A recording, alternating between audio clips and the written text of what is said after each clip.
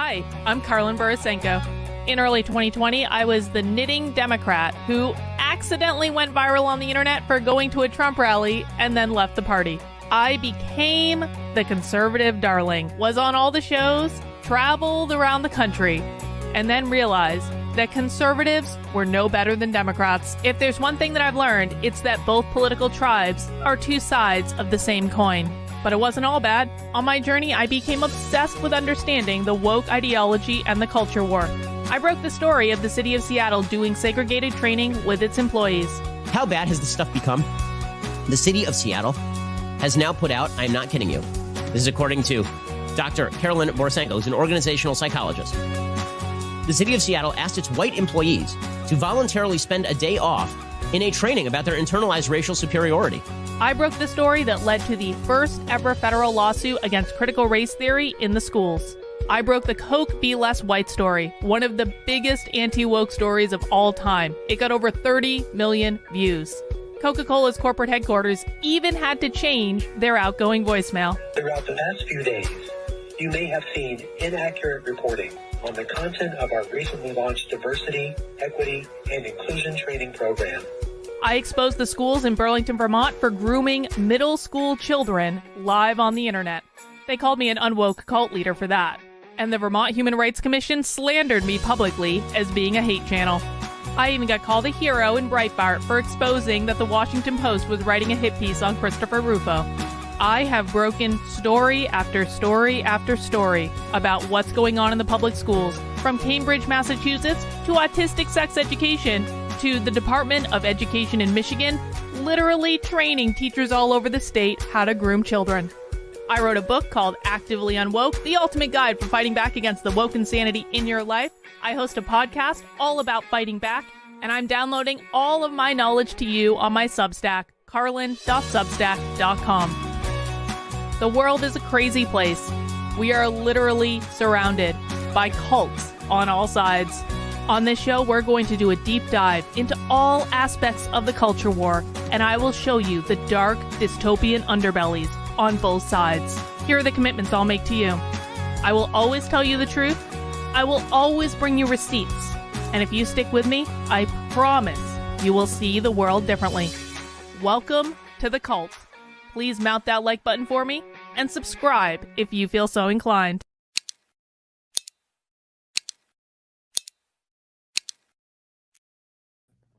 Well, hello, everyone. Happy Friday. Welcome to Happy Hour. Now, Happy Hour is a stream that we do every Friday where we watch a woke training from start to finish. We watch the boring bits, we watch the cringy bits, and then we talk about it, and we break down what the woke left is doing. We watch classroom trainings, we watch college lectures, we watch diversity trainings in organizations. And because we actually sit down and we watch what the woke left is doing, even when we don't want to, even when we're bored, even when it's really effing cringy, we know more about what is going on the woke left than pretty much anyone else on the internet. True story. I am completely convinced that my audience, people who attend happy hours on Fridays and socialism Saturdays on a regular basis, truly do know more about what the left is doing than like anyone else on the internet. You know more than the pundits, you know more than the commentators.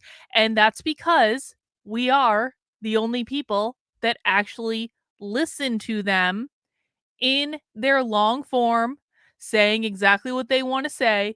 And that tells us exactly what's going on in the real world. Now, a lot more people are familiar with Socialism Saturday than a couple months ago, which is really, really great. Happy hours are kind of like the introductory level. Socialism Saturday is the advanced AP course. Socialism Saturday is like you get thrown into the deep end of the swimming pool. Happy hour is a little bit easier. It's a little bit nicer of an introduction. And we do this on Fridays. We have beer, or I have beer. You can drink whatever you want. Some people drink, some people don't. We make fun of it. We talk about it. And so it's a little bit of like just a lighter fare. If you're not quite ready for full-blown socialism, happy hour is a little bit easier in order to deal with, okay? Well, today we're going to continue something that, well, it's not really a continuation. On Tuesday or Wednesday. It was either Tuesday or Wednesday. I want to say Wednesday. I could be wrong. We watched a presentation from Alt New College. Alt New College is the reactionary effort to the new college takeover by Ron DeSantis and Chris Rufo and other people in Florida, where they are basically taking a university, a publicly funded university that turned kind of socialist, and they're trying to turn it around and get it to be more of a classic liberal arts education. Well, the faculty in New College are not happy at this at all, and they started this effort called Alt New College, in which they're just creating their own online college, apparently. They're like, you don't want to teach socialism in New College anymore? Fine, we'll teach it for you. And it's actually kind of hilarious. Now there's this whole kind of like alternative college set up, and don't think we're not going to infiltrate their streams. That's going to be coming up, like more on that very, very soon. But the very first lecture they released was with a woman named Judith Butler. Now, Judith Butler is not someone that we've watched a lot about. But I know who Judith Butler is because I have The Graphic History of Queer, which is a book that I bought at the socialism conference. And in the Graphic History of Queer, they have Judith Butler and Michael Foucault, the godparents of queer theory. And so I wanted to delve a little bit more into the wacky world of Judith Butler. And so I went and found us a Judith Butler lecture to watch today. Let me show you what we're watching. It is called Who is Afraid of Gender? And it is with Judith Butler. It was from the University of Cambridge this past April. So actually, this has only been on the internet for a couple months. It got uploaded to the internet on June 2nd. So this was at the University of Cambridge, and it is called Who's Afraid of Gender? Judith Butler's public lecture at University of Cambridge. You can see she is a professor at the University of California at Berkeley. I know we're all shocked and amazed that the University of California at Berkeley would have a raging socialist on their teachings. I'm sure Judith Butler is the only raging socialist at UC Berkeley. I'm sure that's obviously not at all. Anyway, here's the description for this event. We were delighted to host Professor Judith Butler for this hard-hitting lecture, Who's Afraid of Gender, this April. Enormous thanks to the Center for Gender Studies, the Department of Sociology, the Westroad team, and our dedicated blah, blah, blah, blah, blah, blah, blah, blah, blah. Okay, so they don't really tell us all that much about the talk, except we know that Judith Butler is a woke leftist, and I suspect that we are going to see that manifest in this here talk. So that's what we're watching today, guys. We are digging a little bit more into Judith Butler. I don't know why it doesn't have GEN on the thumbnail. That's a little weird, but okay, whatever. Socialists sometimes have weird, gender. I don't understand. Socialists sometimes have weird design sensibilities. We just got to go with it. So that's what we're watching today, guys. Please mount that like button for me. And while you're doing that, I just have a couple orders of housekeeping.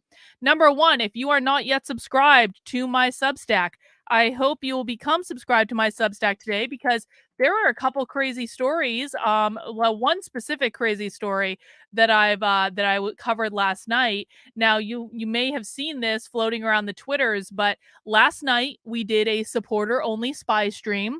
If you're on my Substack, you got the notifications for it. Now, you were able to come to this supporter-only spy stream if you're a paying member on my Substack, my locals, my Patreon, my Twitter, or a member of this here YouTube channel.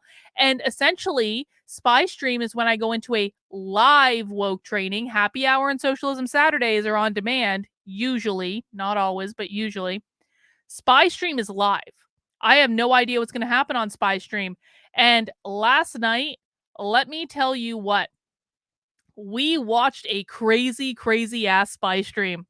It was with this queer activist named Skylar. Skylar was the first ever Division I NCAA trans athlete, was on the men's swimming team at Harvard, born a woman, was on the men's swimming team at Harvard. And now Skylar is running around being a trans activist, or should I say a queer activist. And Skylar said some crazy things on this webinar. Now, I have not released all the clips yet from this webinar because, I have to sleep too, and this was just last night. But I did release some of the most like basically jaw-dropping clips, including Skylar saying that it's actually better if kids make the decision to be trans before their brain is fully developed, because once your brain fully develops and you get that executive function, you get that logic reason function of your brain, then you might decide that you're not trans. And so really it is much better to commit to being trans when you're still a kid, before your brain is fully developed, because that's when you know who you really are. And even if you make the wrong decision, that's okay, because detransition isn't all that bad. Most people have no problem with detransition at all. It's just, and in fact, a lot of detransitioners, and Skylar apparently knows at least 3 detransitioners. A lot of detransitioners are grateful for their time being trans. They wouldn't trade it for anything. It made their life better. And detransition is no big deal. It isn't. It's not a traumatic life experience. It's not like some of them have surgery or anything to permanently sterilize themselves. You shouldn't listen to those assholes on Fox News that tell you this is a big deal, because would you rather have a detransition child or would you rather have a dead child? Oh yeah, Skylar really said that. And then Skylar was like, do you know what the real problem is? Racism.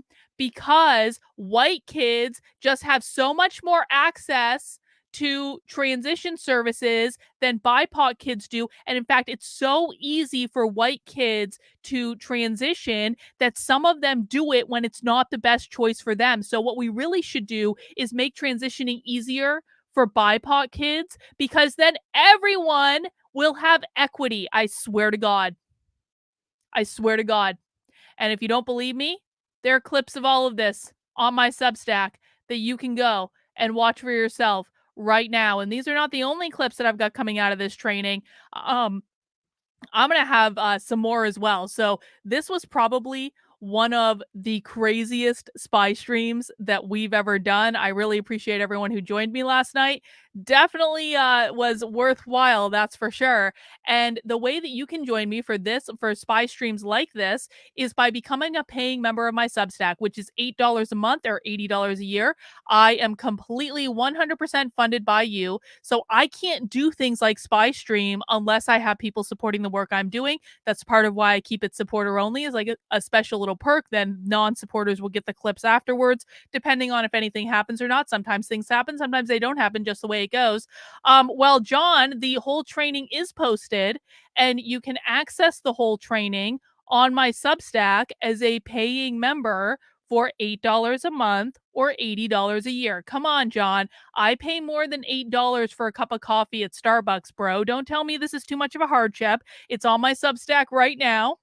And when you do become a paying member of my Substack, you will get access to a variety of other perks as well, to include 2 Zoom calls with me every single week that are private, that are unrecorded, where we can talk about whatever we want to talk about. You will also receive access to my supporter Discord. My supporter Discord has a lot of great community stuff. We've got a writers group. They met last night.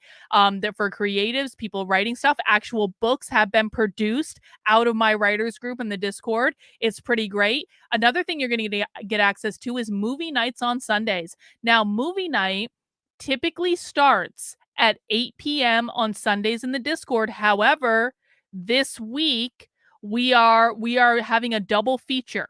Okay, they're watching Evil Dead 2 and Army of Darkness. And so because there is a double feature for movie night, just a reminder, movie night is starting at 6 p.m. Eastern time, so 2 hours earlier than normal, and you're going to get a double feature of Evil Dead 2 and Army of Darkness, which is going to be pretty great. If you want to make sure you're in the Discord, what happens is on Sunday I send out a little email that looks like this on the Substack. And what you do when you get that email is you go all the way down to the bottom. And under this red box here, you are going to get access to the Discord. You are also going to get your Zoom links for our weekly Zoom call. And so that is how you access all that information. And so you can look forward to that email coming out on Sunday. You can actually still join the Discord for members of my Substack that aren't in the Discord yet. You can still join the Discord from last week's newsletter, so that's available as well. And if you are on Locals or Patreon or the other options for supporting my work, which of course I really do appreciate, I will be sending out links on there as well. That will also happen on Sunday. And so you can find out more information then. Trendolin Saw X was amazing. I'm so looking forward to it. Victor and I are going to go on a date tomorrow. We're going to go have lunch at our favorite Italian restaurant, and then we're going to go see Saw. And I'm going to get drunk. I'm going to have some martinis. And then I'm going to go see Saw, which is, of course, a good idea. And then we're going to come back and do Socialism Saturday at 6 p.m. Yay. But I am actually really looking forward to seeing Saw. I think that's going to be great. Another article I have on here, which I haven't really publicized that much, but if you guys missed the controversy around like the TED Talk organization and Adam Grant specifically, if you don't know who Adam Grant is, he's an organizational psychologist, which is what I am. And so I actually watched Adam Grant get really famous.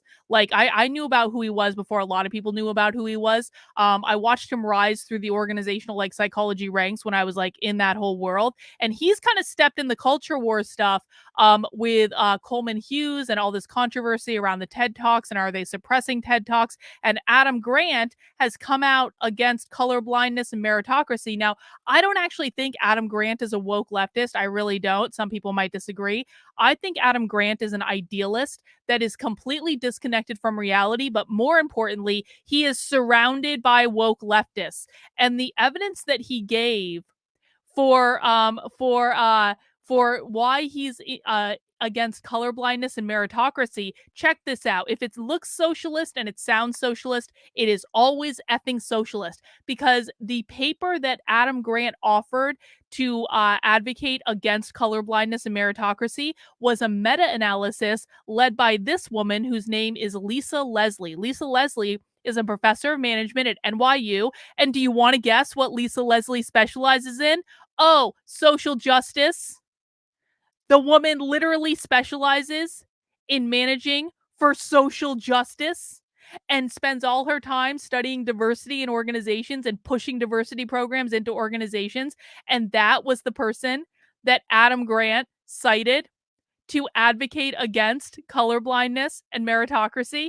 Like, this is like the quiet part of the woke takeover of the institutions that I think a lot of people don't realize. So if you want to learn more about that, I do have that article on my Substack as well. I hope you'll check it out. One last announcement. I just want to remind everyone that we are doing a webinar next week.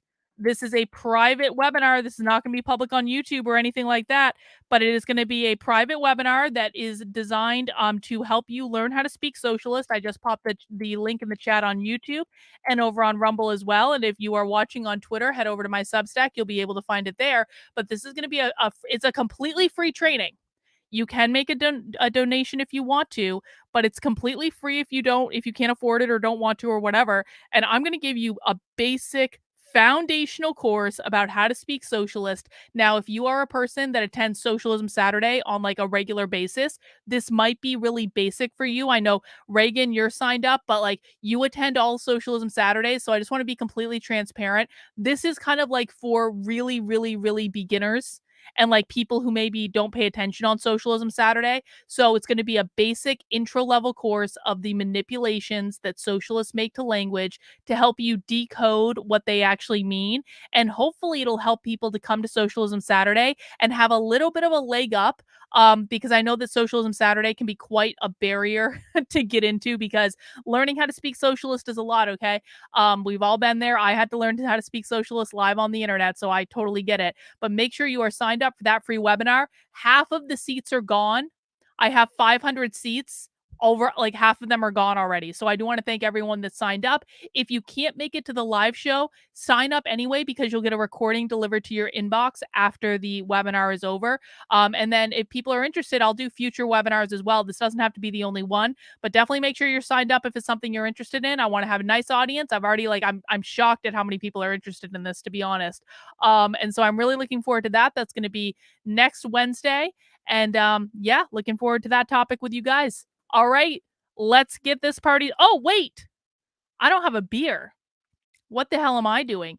This is happy hour after all, so we have a little bit of a tradition on happy hour where I go to the craft beer store. I get 4 beers. I don't drink them all on stream. It's just the size that the rings come in. And then I show you guys the beers and you guys vote on which one I drink first. And while I'm grabbing the beers out of my cooler, let me know what you're drinking. If you're drinking something fun, if you're drinking water, coffee, tea, that's fine too. No judgment or anything like that. But let me grab my beers. I can't believe I almost forgot the beer. Who even am I? All right. I kind of have a little bit of a fall theme going through the beers today, but not all of them are fall. Well, 3 out of the 4 of them are fall. The first one that is not fall, I just thought the can was really pretty.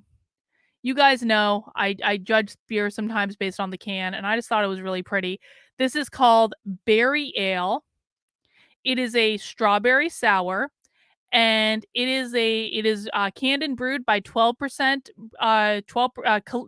Calista Brewing Company, excuse me, in New Haven, Connecticut.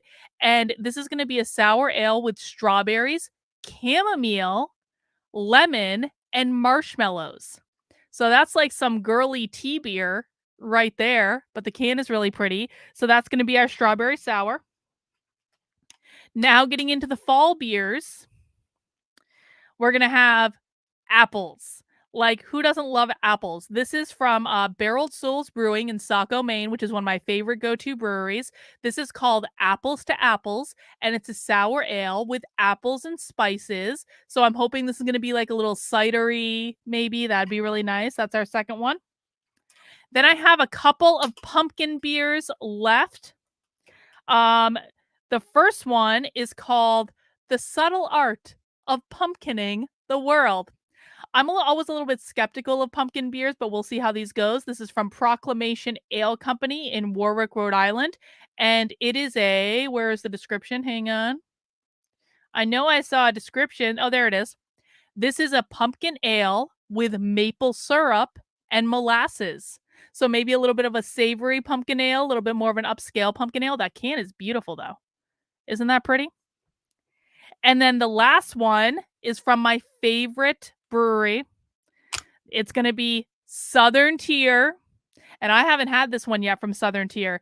This is Pumpkin is the king of all pumpkin beers. There is no pumpkin beer on the market that is better than Southern Tier's pumpkin. But Southern Tier does several different versions of pumpkin. So like the original is the best. It is amazing. It's an imperial pumpkin. It tastes just like pumpkin pie. It's so good. This is one of their variations on pumpkin. This is a cold brew coffee pumpkin with a nitro can. Okay. So it's going to be basically like a Guinness, a little bit like a Guinness, except it is a cold brew coffee pumpkin. And Southern Tier is in New York. And I don't think there's a description or anything like that. Just good stuff. All right. So, guys, these are our choices. Let me put the poll in the chat and you can vote on which one you want me to drink first. We have our strawberry sour. We have our apple sour. We have our pumpkining the world, pumpkin with molasses and maple syrup. Or we have our coffee cold brew pumpkin nitro. Let me know which one you want me to drink in the chat. And while you are doing that, I will get the sound set up for our show here today. Again, guys, please do mount that like button for me. We do happy hour.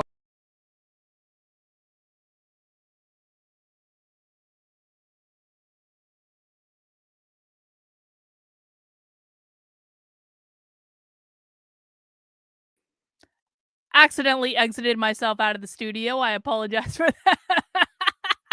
I hit the wrong button. I'm not even drinking yet. We do happy hours on Friday, every single Friday at 5 p.m. And of course, make sure you join us tomorrow at 6 p.m.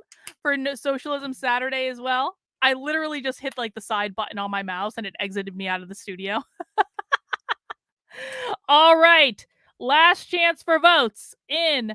Oh, Bot, you did send a super chat. Thank you. I saw it come through. Let me see. Sorry about that, Bot. Bot, thank you for being a member of the channel. I know you were gifted it by Beth. I'm carefully drinking a Coke, even though I'm not supposed to yet. Don't tell Joshua. Thanks, Beth, for the membership. but Joshua told you had to follow the rules, otherwise you're going to have problems. So, do what you want. You're an adult, but I'm just saying, be careful. We can't lose you. All right, let me see. Ooh. Last chance for votes, guys. It's so close. 5, 4, 3, 2, 2.5. Someone needs to break the tie. 2 3/4. Someone needs to break the tie.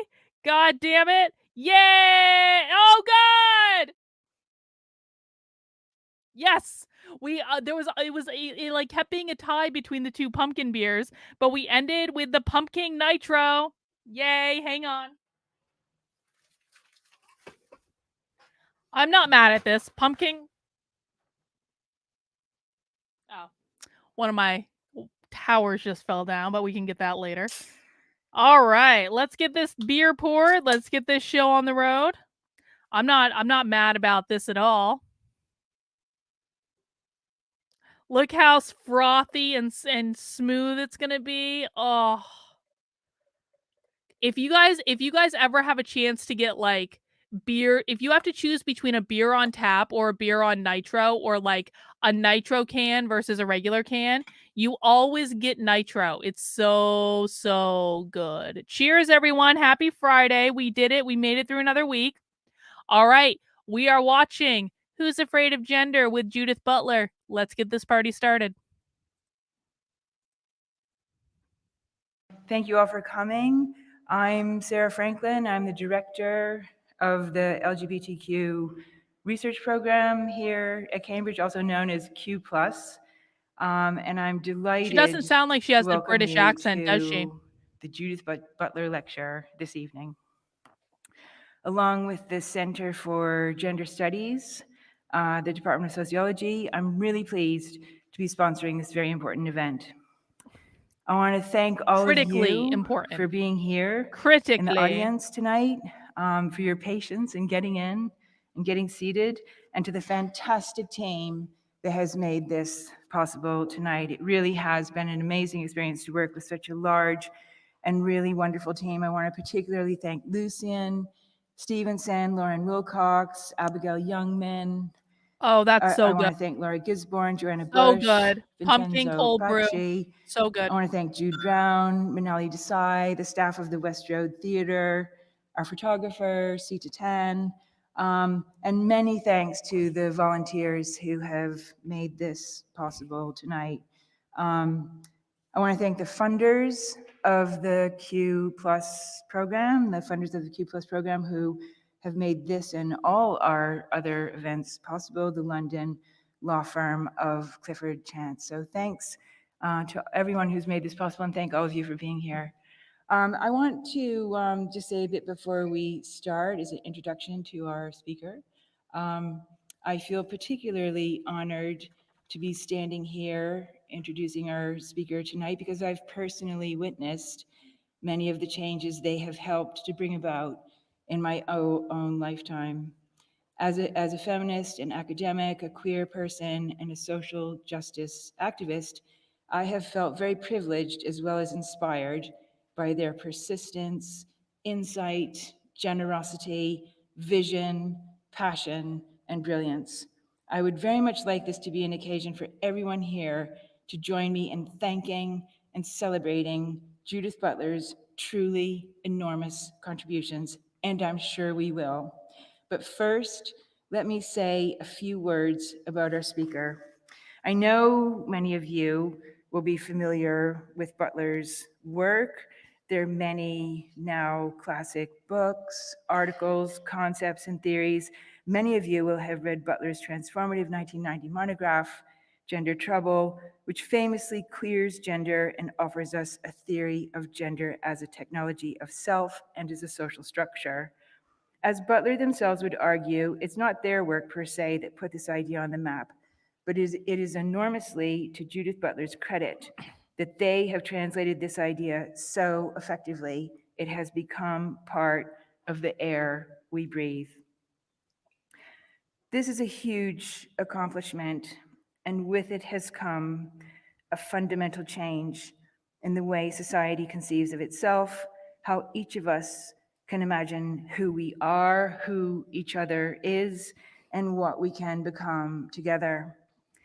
But it has also done even more than this.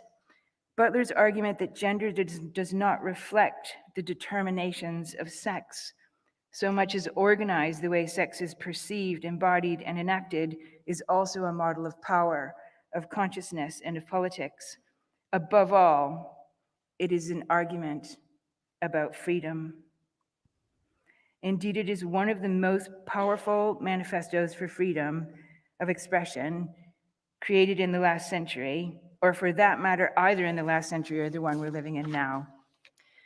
But this freedom is not appreciated by everyone. As Butler noted the last time they were here in Cambridge, the equation of gender identity with freedom of expression and the liberation of gender from the tyranny of biological sex has not gone unopposed by those who insist that gender can only exist as one of only two permissible types. Indeed, the very idea that gender can be freed from the laws of sex has become identified with a threat to the social order so profound that some feel compelled to go to any lengths to defend society, the future, our children, ourselves, and especially our toilets, against this vile and heinous heresy. This is the perceived threat that is the The subject of perceived tonight's threat is lecture, the abolition and of the also gender of Butler's binary. forthcoming book, for which it is named. Next year, when that book is published, Well, yeah, of course. So for those who are new and may not be familiar with queer theory, let me just give you the too long didn't read. The goal of queer theory, which is the same thing as queer Marxism because these people are socialists, it comes from Marxism. The stated goal, and I have this on video 19 Ways from Sunday of queer Marxists, is to abolish the gender binary. So, of course, they believe that biology is oppressive because they are actively trying to abolish gender entirely, to free the world from gender, to liberate us from gender. That is the goal. That is the only goal. That is what everything we're going to hear tonight is about. Pay attention for how many times you can pick out the subtle undertones that lead to abolishing the gender binary. in 2024, it will be the 40th anniversary of Professor Butler's very first scholarly publication, their doctoral dissertation from Yale University. In closing, and before we have the very special opportunity to welcome our speaker to the stage tonight, I want to read you the first paragraph of Judith Butler's PhD. In the very first sentence of this hand-typed on a typewriter dissertation is evident the major social and political force of Butler's singular intellectual and political intervention. Even in this very short opening sentence, which is only 10 words long, we can already sense the analytic power and scope that has now come to characterize an astonishingly broad and encompassing body of work. Here's the sentence. That desire has philosophical significance is still a controversial claim. That desire has philosophical significance is still a controversial claim. Everything about this simple sentence is more complicated than it at first appears, or perhaps we should say even queerer than it looks. It is, for example, a classically backward sentence, pointedly starting with its contested object, desire, before commenting on its uncertain disciplinary status. It's also a clever inversion, a factual statement that unmistakably poses a question. The sentence is confident, authoritative, seemingly indisputable, and yet it hints strongly of doubt. There is also a whiff of impatience, still, after all this time. It's almost a philosophical sigh, but it is filled with subversive purpose. As we can see right from the start, where this backwards complaint is headed. It is clearly headed towards challenging the relegation of desire to insignificance, and so it swiftly does in the next 5 sentences. The paragraph continues. Although both Plato and Aristotle conceived of desire as essential to philosophical and moral thinking, modern philosophy has either ignored the philosophical implications of desire or relegated desire to a pre-philosophical or pre-cognitive realm. Insofar as desire has been conceived as a natural, brute, or otherwise contingent feature of the human experience, the native intentionality of desire has been silenced and misunderstood. Establishing desire as a bona fide philosophical theme involves rethinking certain received notions of desire as well as the proper domain of philosophy. For if desire is shown to manifest its own modality of reason, then certain conventional ways of thinking about reason and desire are effectively challenged. And if the assumed bifurcation of reason and desire is refuted, an integrated version of human identity and new possibilities for self-understanding appear to emerge in its place. 6 sentences that begin with a challenge to the forced bifurcation between reason and desire and end with the emergence of a new human condition defined by new possibilities for self-understanding. Right here, already on page 1 of their dissertation 40 years ago, is Butler's laser-focused project to refute the falsely solidified bifurcations that diminish us all in order to enable the emergence of a more integrated and expansive human condition, to replace the narrow conventional notions with more expansive and inclusive understandings, to challenge the orthodox legacies that have ensured entire domains of human experience, such as desire, are relegated to the margins, silenced, and stigmatized. Their project has been to call out the denigration of such human experiences and expressions as unphilosophical, insignificant, unworthy, precognitive, and improper, so that a more integrated version of the human can emerge in their place, so that we can be free, more humanly free, more freely human. So thank you, Judith Butler. Thank you from the bottom of my totally queer heart, from my rebellious feminist intellect, from deep in my radical political soul, and in the company of my endlessly improper activist allies, for your project, for succeeding on behalf of all of us. Thank you for fighting for a better, more inclusive world and showing how it's done. Thank you for your transformative work on gender and sex, but also your writings about desire, knowledge, war, speech, precarity, prisons, nonviolence, Palestine, Black Lives Matter, capitalism, kinship, COVID, climate change, psychoanalysis, identity, nationalism, and so much There else. it is. Thank you for your These incredibly people hard are work, socialists. for your persistence, your courage, your impatience, and your hope. And thank you, most of all, for putting... Hang on, sorry. I was looking at Twitter. I didn't see this question, but I think you got some other answers in the chat too. But I'll answer it for the audience as well, all for my 2 cents. From my high horse says, honest question, why are far lefty types always so verbose?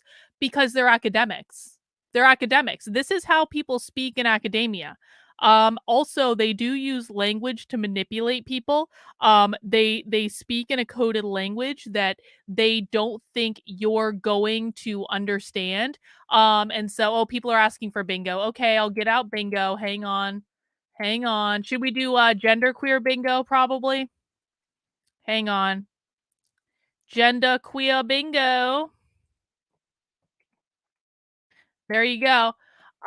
Yeah, so this is how people speak in academia, but this is also why it's so important to learn how to speak socialist, because you have to get through the verbose parts. You have to just accept the fact that that they're going to take 27 words to say something that could be said in 3 words. Well, they are far more educated. Now, more educated doesn't necessarily mean smarter. Like, you know, they're not stupid people, but like when you're highly educated, your knowledge is a mile deep and like an inch long and a mile deep, right? But this is just the way that scholars speak. But you can get used to it. Queer freedom at the heart of your project, always. It has totally changed our world for the better. Please join me in welcoming tonight's speaker, Professor Judith Butler. Professor Judith Butler, the godmother of queer theory.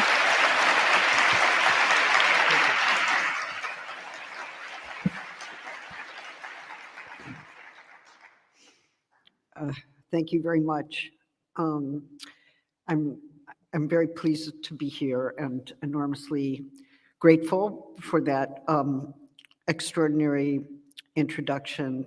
Thank you, Sarah Franklin, for all that you do and for your great generosity in acknowledging what the rest of us try to do. I thank the LGBTQ+ group and the Center for Gender Studies here at the University of Cambridge, Lauren Wilcox, Sarah, Lucienne Stevenson, Abigail Youngman, Laura Gisborne, Joanne Bush, Vincenzo Pacci, the stewards here, the volunteers here. It's also great to know that there are some old friends and colleagues here, longstanding, including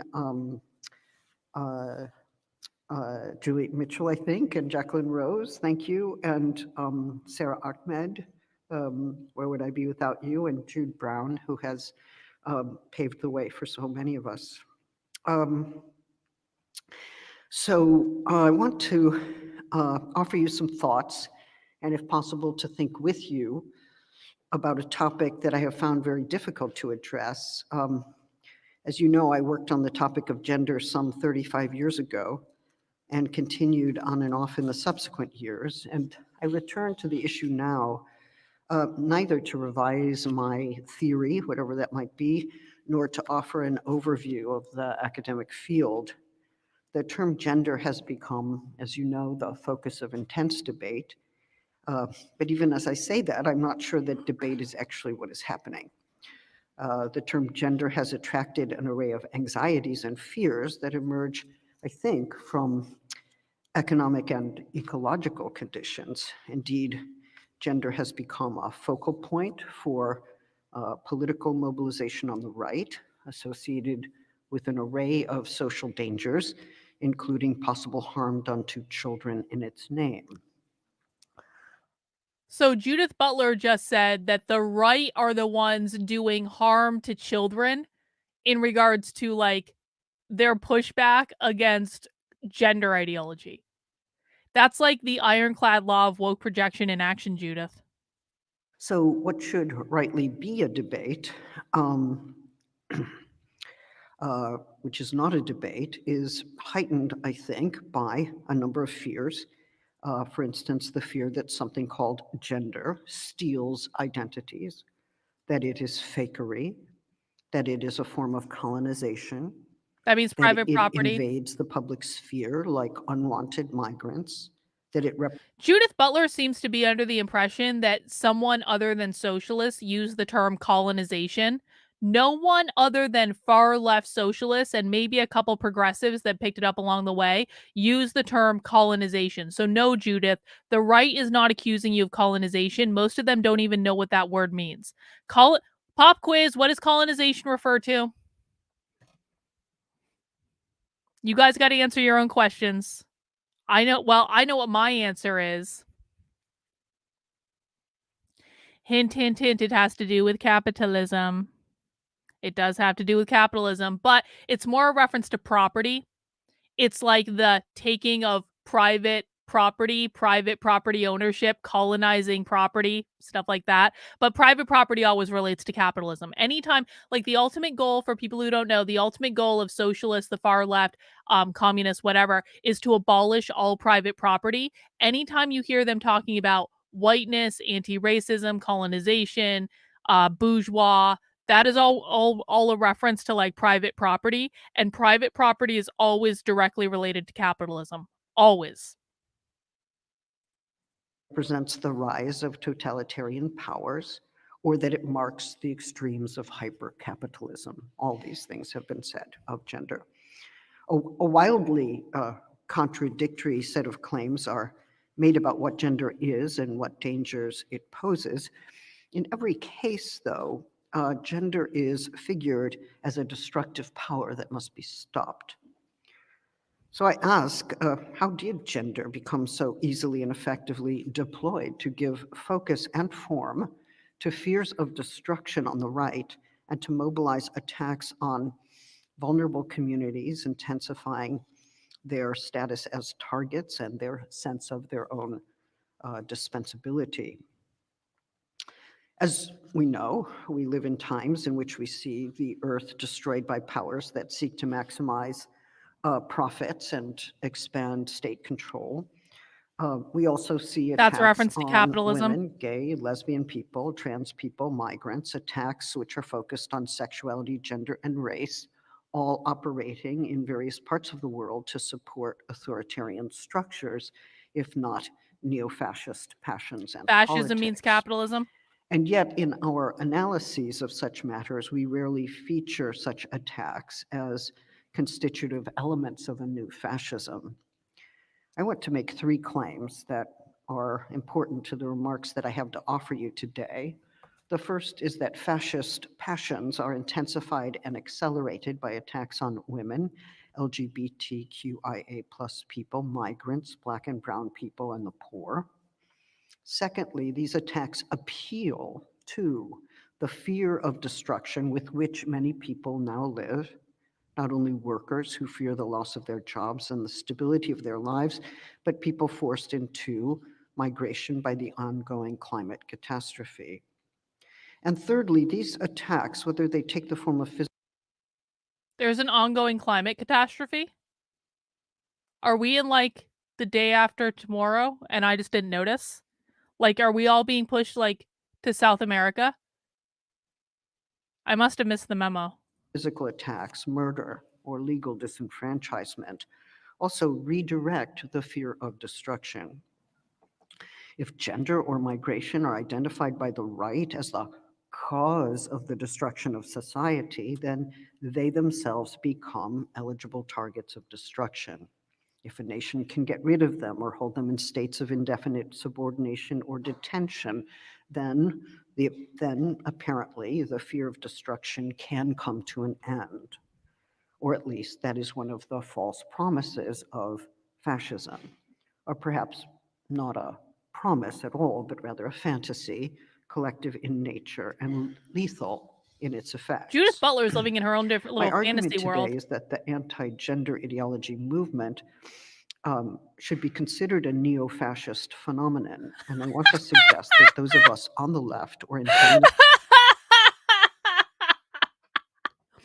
The anti-gender ideology movement is a neo-fascist phenomenon. Now, I've said this a few times just in passing, but I really want to make sure people understand this. When people like Judith Butler say fascist, they mean capitalist. That is what they mean. They mean anyone who is not a Marxist. I explicitly have multiple college professors on video saying that anti-fascism means anti-capitalism. So when Judith Butler is talking about this being a neo-fascist movement, what she's really talking about is driven by like basically reality and the systems in which we live in and the evil people who want to maintain the gender that's really what she's talking about. She says the anti-gender ideology movement is driven by people who want to maintain the gender binary because these people believe that the gender binary upholds capitalism, which is fascist. But this is a great idea. You should make shirts that say verified fascist. I should think about that, Bot. Thank you. movements would be foolish at this moment in history to imagine gender as a secondary phenomenon or to join in the attack against it. Anti-gender is one of the vectors through which fascist Anti-gender? passions are stoked and circulated. These people are the And anti-gender those people. are passions that We're support pro-gender. We're increasingly pro-gender authoritarian binary. regimes that justify their wars and their acts of destruction by appearing as if they are putting an end to what threatens Yeah, I hear you, society Rottweiler. I only with have so much time in the day, destruction. though. I If agree, gender but has become a phantasm, we have to now think about how this phantasm is constructed and articulated, and what we need to do in order to deflate and defeat the destructive power it wields. this whole presentation so far is like the ironclad law of woke projection. Judith Butler just said that we consider gender to be a phantasm. No, Judith, you guys are the ones that consider gender to be a phantasm. You guys are the ones that consider gender to be a social construct. You guys are the ones who want to abolish gender entirely. How is that? We want to maintain gender. We're good with there being men and women. I'm good with trans people. I don't care if people go from being a man to a woman or a man. I don't really care. Like, but I don't think gender is a phantasm, Judith. You think gender is a phantasm. For this, we need to create firmer bonds of solidarity as we create a vision that is finally more Solidarity is powerful a socialist and word. desirable than the one we oppose, an imaginary in which the right to live, to breathe, to live together, to love, to live as a body in the world without fear of violence remains part of fundamental and collective freedoms, a persistent, if not inexhaustible demand. My wager is that the best way to make the case for freedom is to embody that freedom collectively in ways that make freedom into the condition and object of political desire.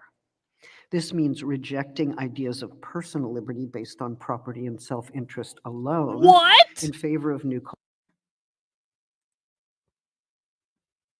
Did you all just hear that? Freedom me.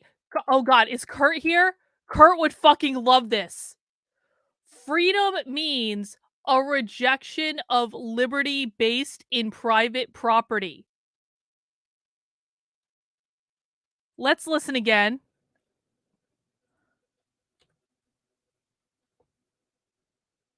Fundamental and collective freedoms, a persistent, if not inexhaustible demand. My wager is that the best way to make the case for freedom is to embody that freedom collectively in ways that make freedom into the condition and object of political desire. This means rejecting ideas of personal liberty based on property and self-interest alone. Rejecting. So she wants to make freedom into a collective. That's socialist. And she wants people to reject. What did she say? Look at this. Freedom collectively in ways. Let's start here. Into the condition and object of political desire. This means rejecting ideas of personal liberty based on property and self-interest alone. Rejecting the idea of personal liberty based on property and self-interest alone.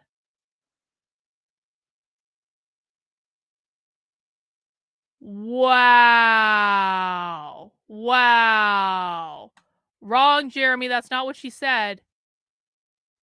That's crazy. Yes, Bill, she is saying the socialism part out loud. All right, I'm sorry. I just need to listen to this one more time. I'm going to clip it while we're listening to it. Because that clip is crazy. Hang on, guys. Just let me give me 1 sec.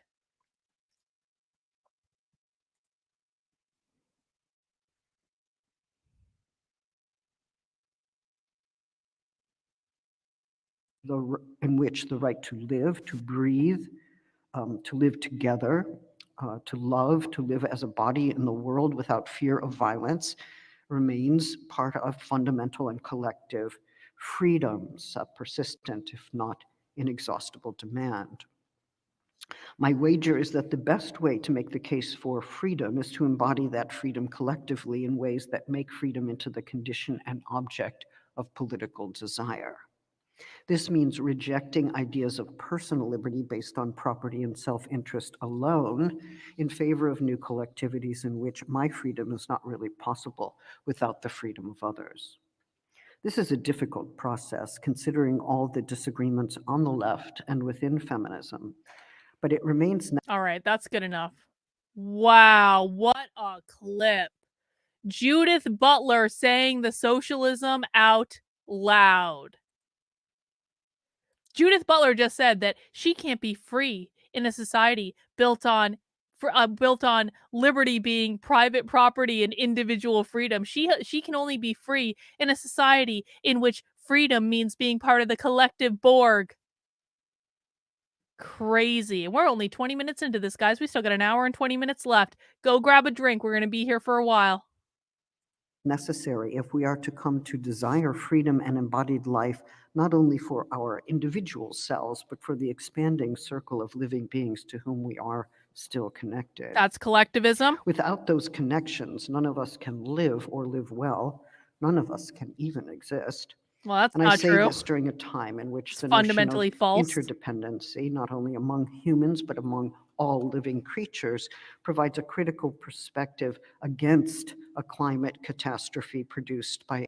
No, Jeremy, they're interested in private property.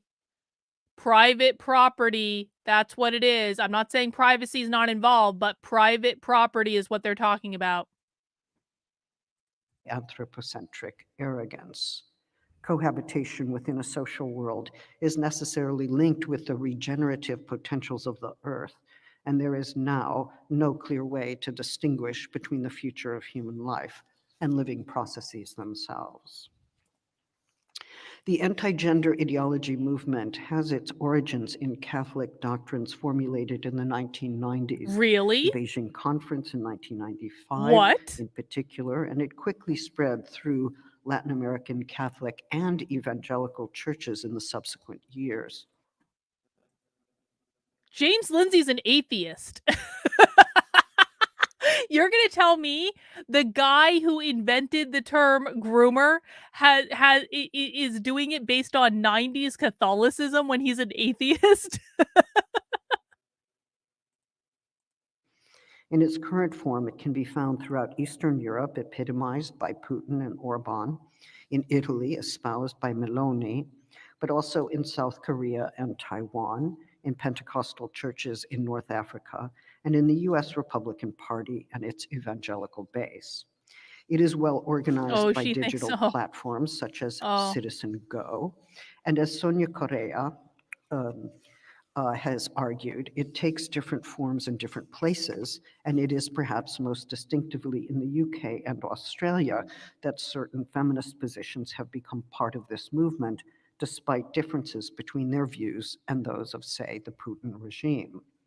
What interests me here is that the anti-gender ideology movement treats gender as a monolith, frightening in its power and reach, and we have to think about this fear.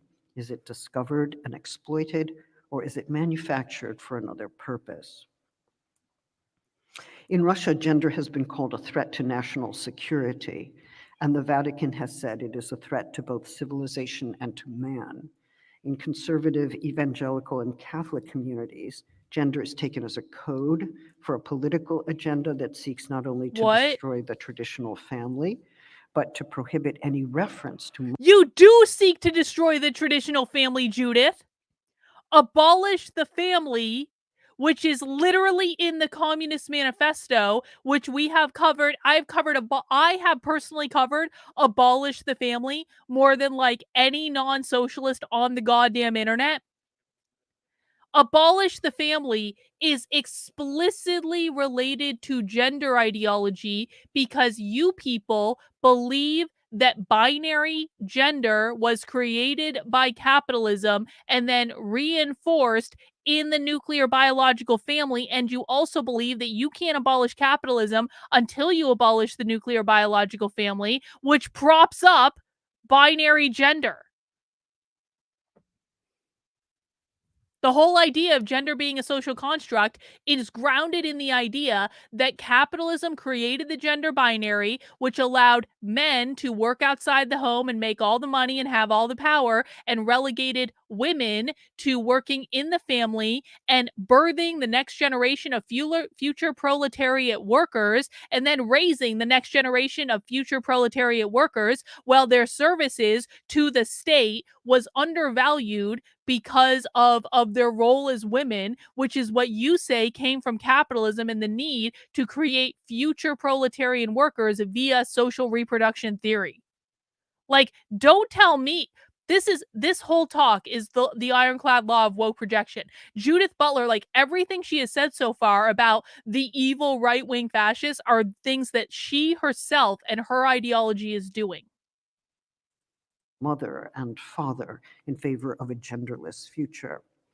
In recent U.S. campaigns That's to keep literally gender what you out guys of the argue for. classroom, gender is treated as code for pedophilia or for a seductive or indoctrinating No. pedagogy that teaches young children either how to masturbate or how to become gay or to You do are both at literally once. teaching that in schools. The same argument was made in Bolsonaro's Brazil on the grounds that gender calls into question the Oh natural and my normative God. character of heterosexuality, and Yes. that once that mandate Everyone has to get out their socialists always lie t-shirt immediately. If you don't have a socialists always lie t-shirt, you can get one in the Unwoke art store, which is at unwokeart.com. You can find a link in the description below, or you can just go to unwokeart.com. is lifted, a flood of sexual perversities, including bestiality and pedophilia, will be unleashed upon the earth.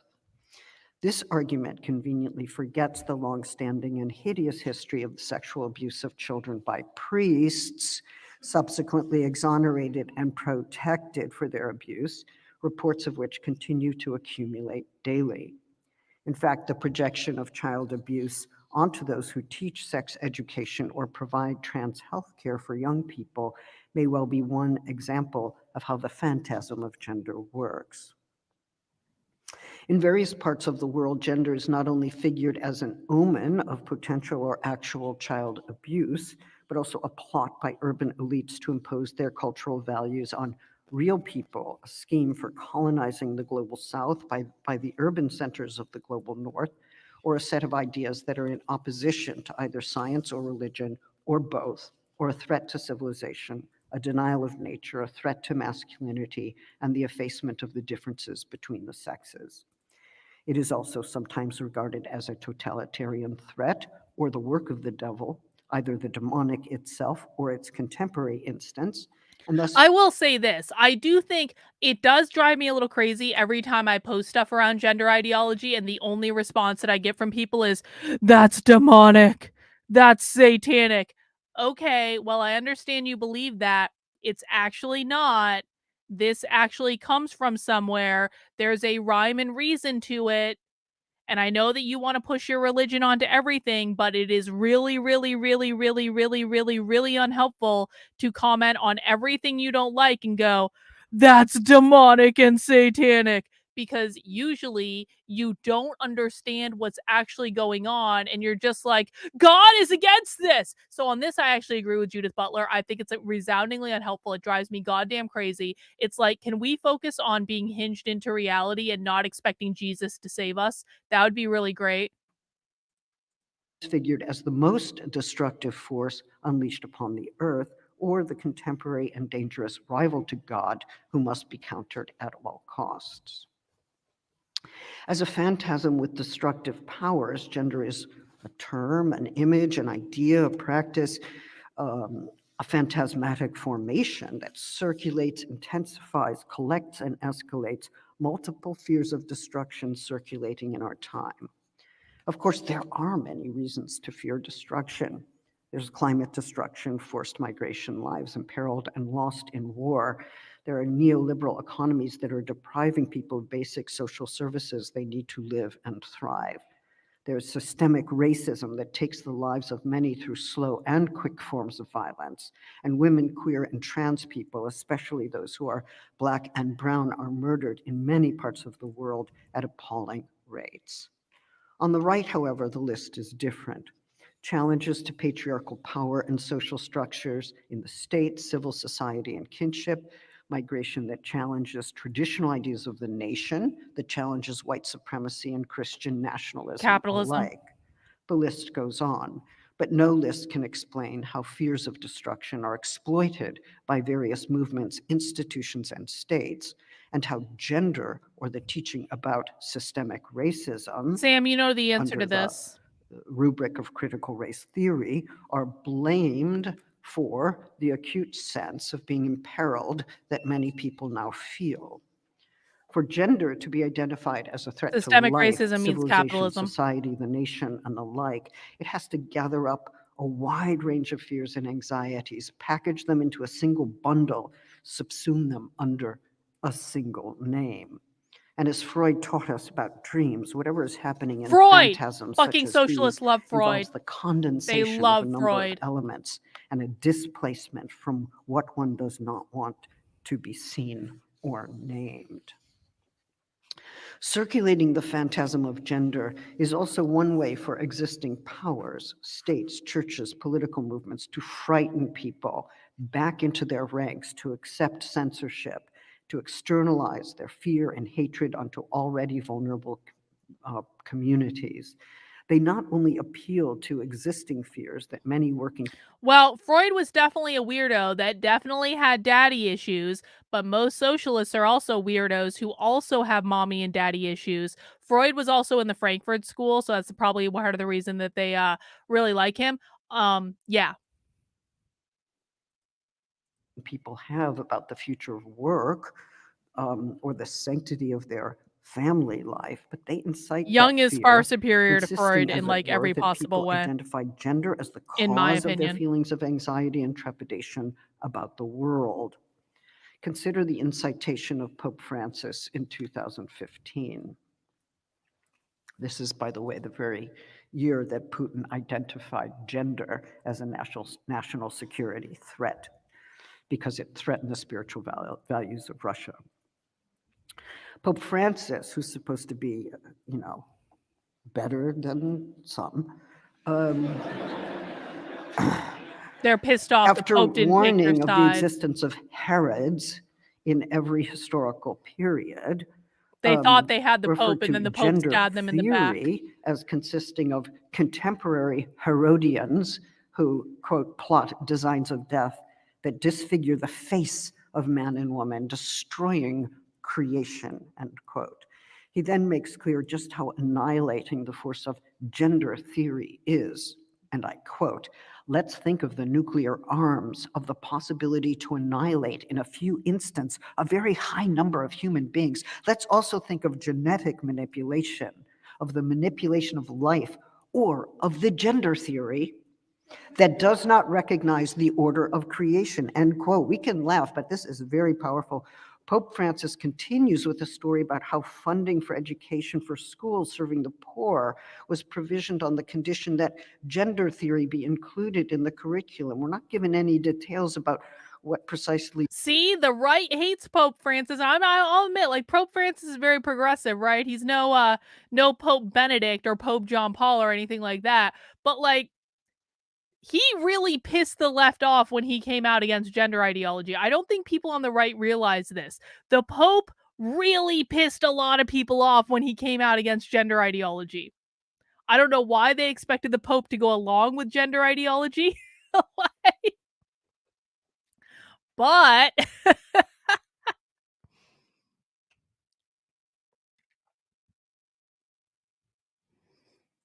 is meant by gender. He should be given some credit, is all I'm saying. Like the Pope coming out against gender ideology was not a small insignificant thing. Yes, he spoke out against gender ideology. He basically called them all heretics.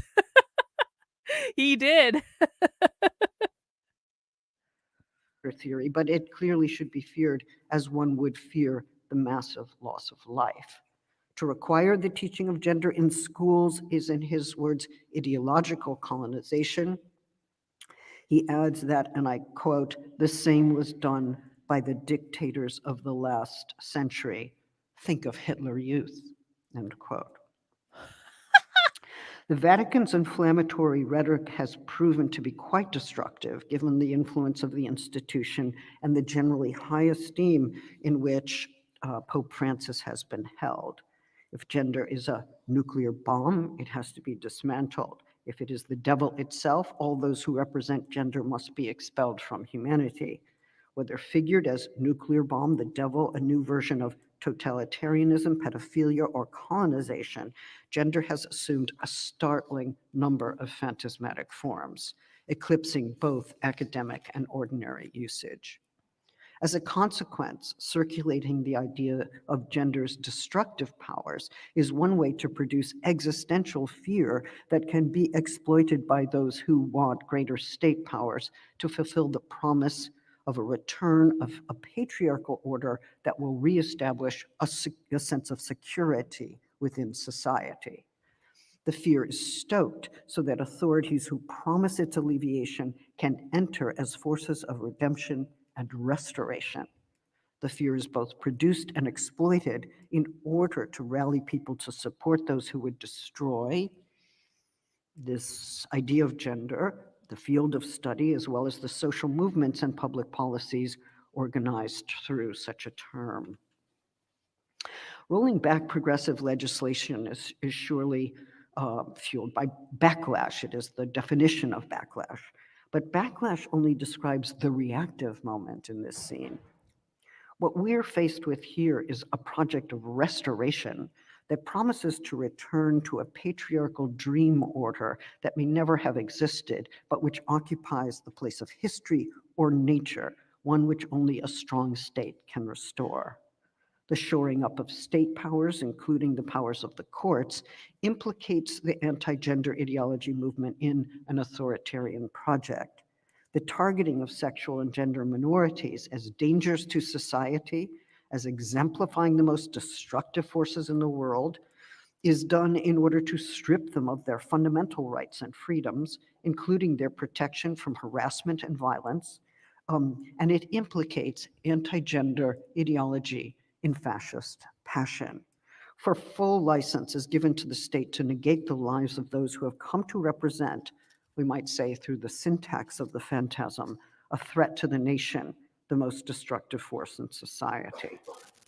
In taking aim at gender, some proponents of the anti-gender movement claim to be defending not just family values, but values themselves, not just a way of life, but life itself.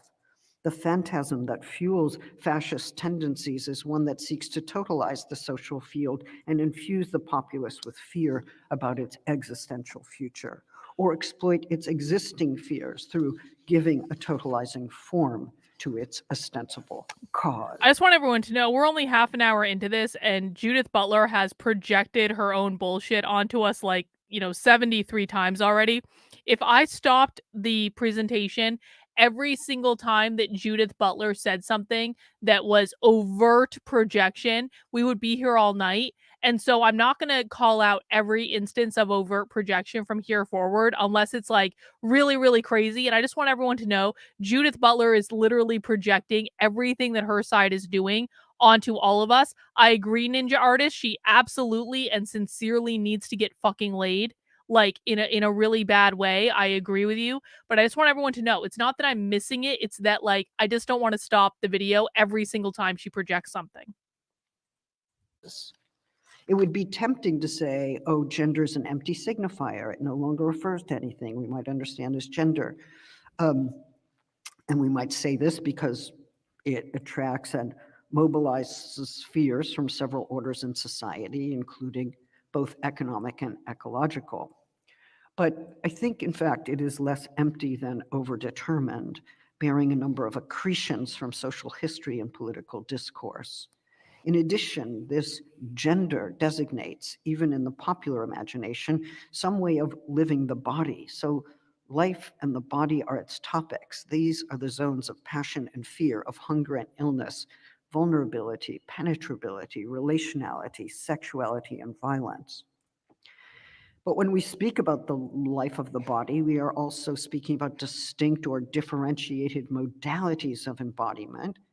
And these include modes of porosity and closure, dependency, relationality, relations to food, protection from unwanted intrusion, What? from assault, from exposure to the Relations to elements, food? hunger. The body puts us into relations that are vital for our existence. No one motors their own body on their own. Conceived this way, the What? body is already under the best of conditions. No one motors their own body on their own. They actually do, Judith. You don't need anyone's help. Well, most people don't need anyone's help to motor their own body. A site where sexual anxieties cluster, where social norms take up residence and are disturbed in their transmission, which means that what we can call living sexual and social struggles find a location and incitement precisely there. As much as gender is about so much more than the phantasm circulated by the anti-gender ideology movement, it is also very much about the senses of embodied life formed and framed by social conventions and psychic disturbance. What? We might think about gender as an identity, as many people now do. We say that our gender identity is this or that. We expect to be understood and acknowledged. But gender is also about disturbance, the disturbance of identity categories themselves. Oh, the there it disturbance is! that There it is! There it is! There it is! There it is! What did we just hit on? We just hit on abolish the gender binary. What did Judith Butler just say? Gender is about the disturbance of identity categories. What Judith Butler means by that is that these people want to abolish the gender binary. Or what she's probably going to say is like, we just want to be basically like there are a million different kinds of identities out there. Why isn't the far left acknowledging all the different kinds of identities out there? Because there are a million different kinds of identities out there that aren't man or woman and blah, blah, blah, blah, blah, blah, blah. We'll see what direction she's taking this in, but we're about to enter into the abolish the family portion of the presentation. Let me just rewind a little bit. that we expect to be understood and acknowledged. But gender is also about disturbance, the disturbance of identity categories themselves, a disturbance that makes possible their historical rearticulation.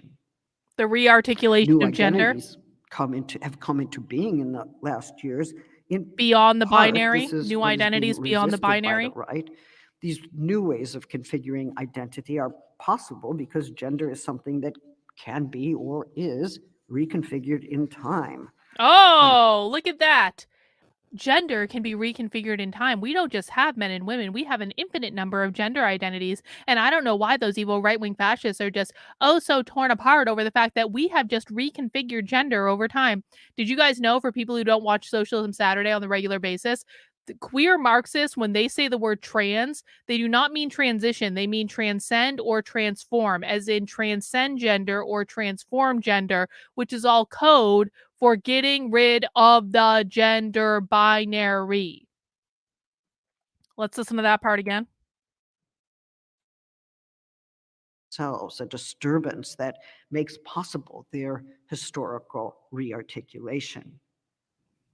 New identities have come into being in the last years. Sims, in Zers, part, this Z's, is what is being Zers. resisted There's so by many the new right. identities. These new ways of configuring identity are possible because gender is something that can be or is reconfigured in time.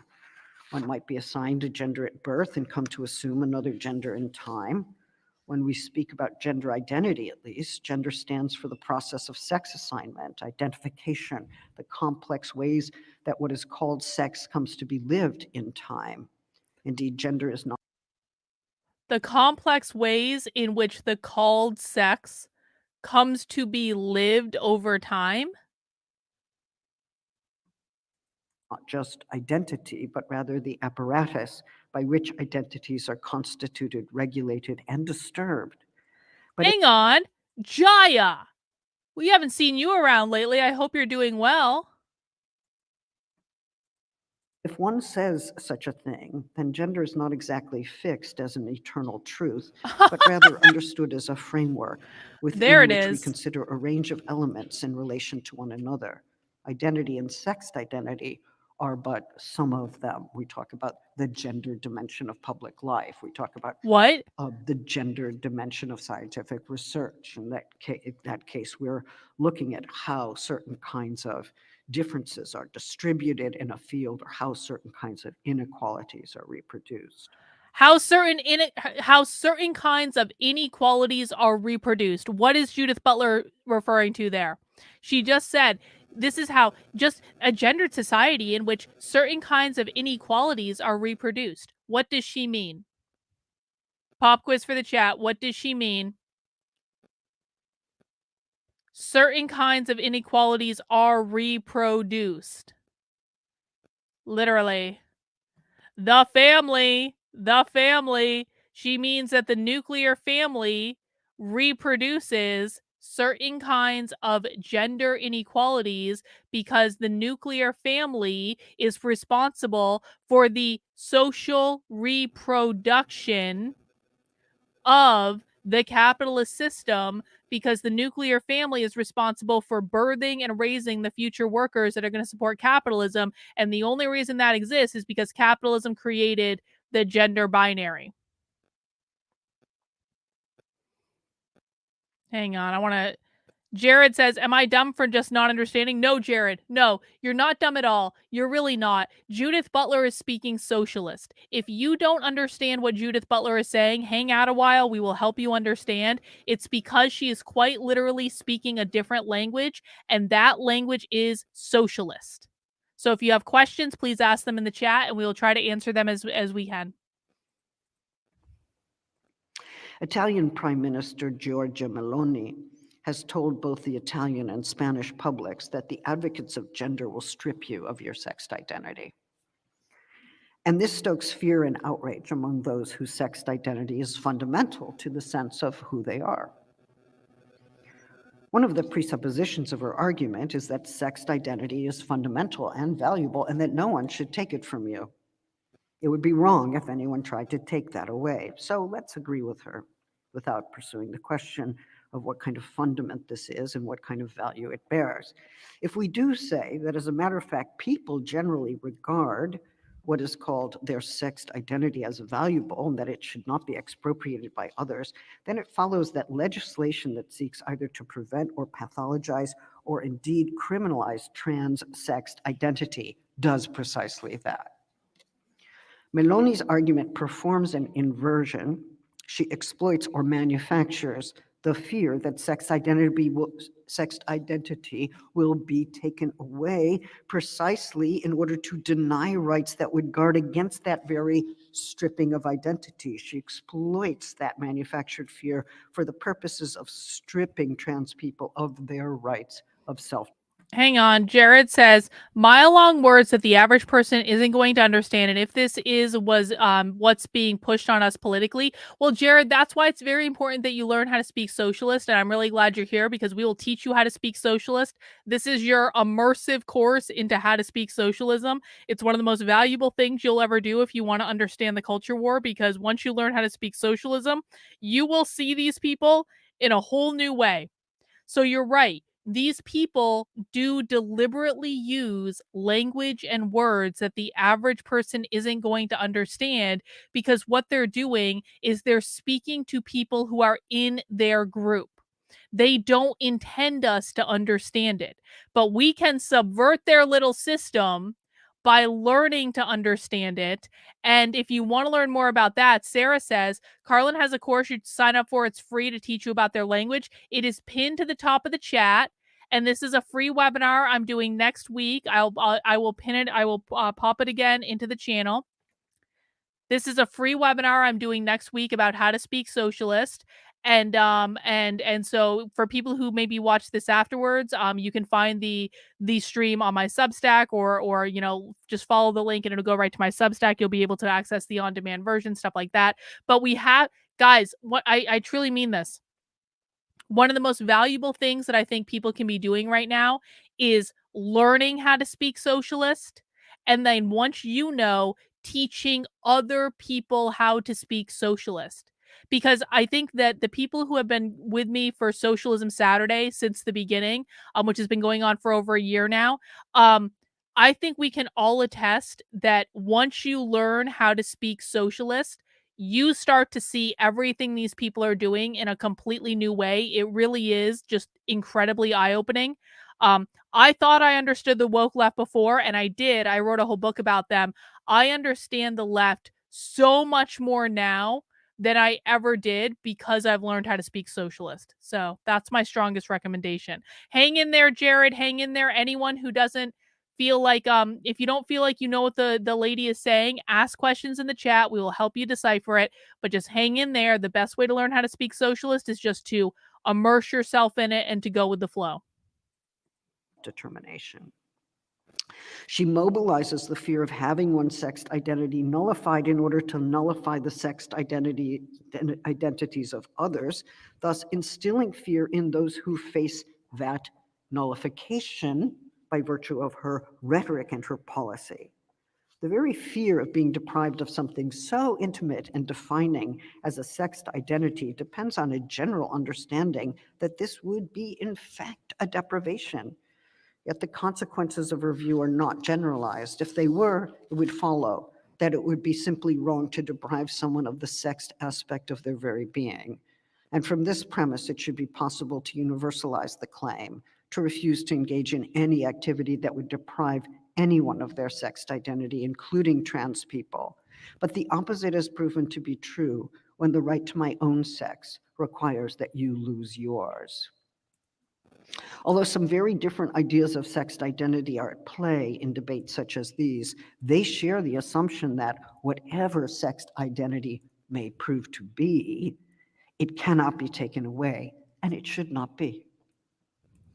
In light of such an accelerating inflation and bundling of potential dangers, how can we possibly counter a phantasm of this size and intensity before it moves yet closer to eradicating reproductive justice, the rights of women, trans and non-binary people, gay and lesbian freedoms, including rights of marriage and parenting, and all efforts to achieve gender and sexual equality and justice, before it joins the frenzy of censorship targeting critical race theory, post-colonial studies, and ethnic studies, to name but a few of the targeted fields.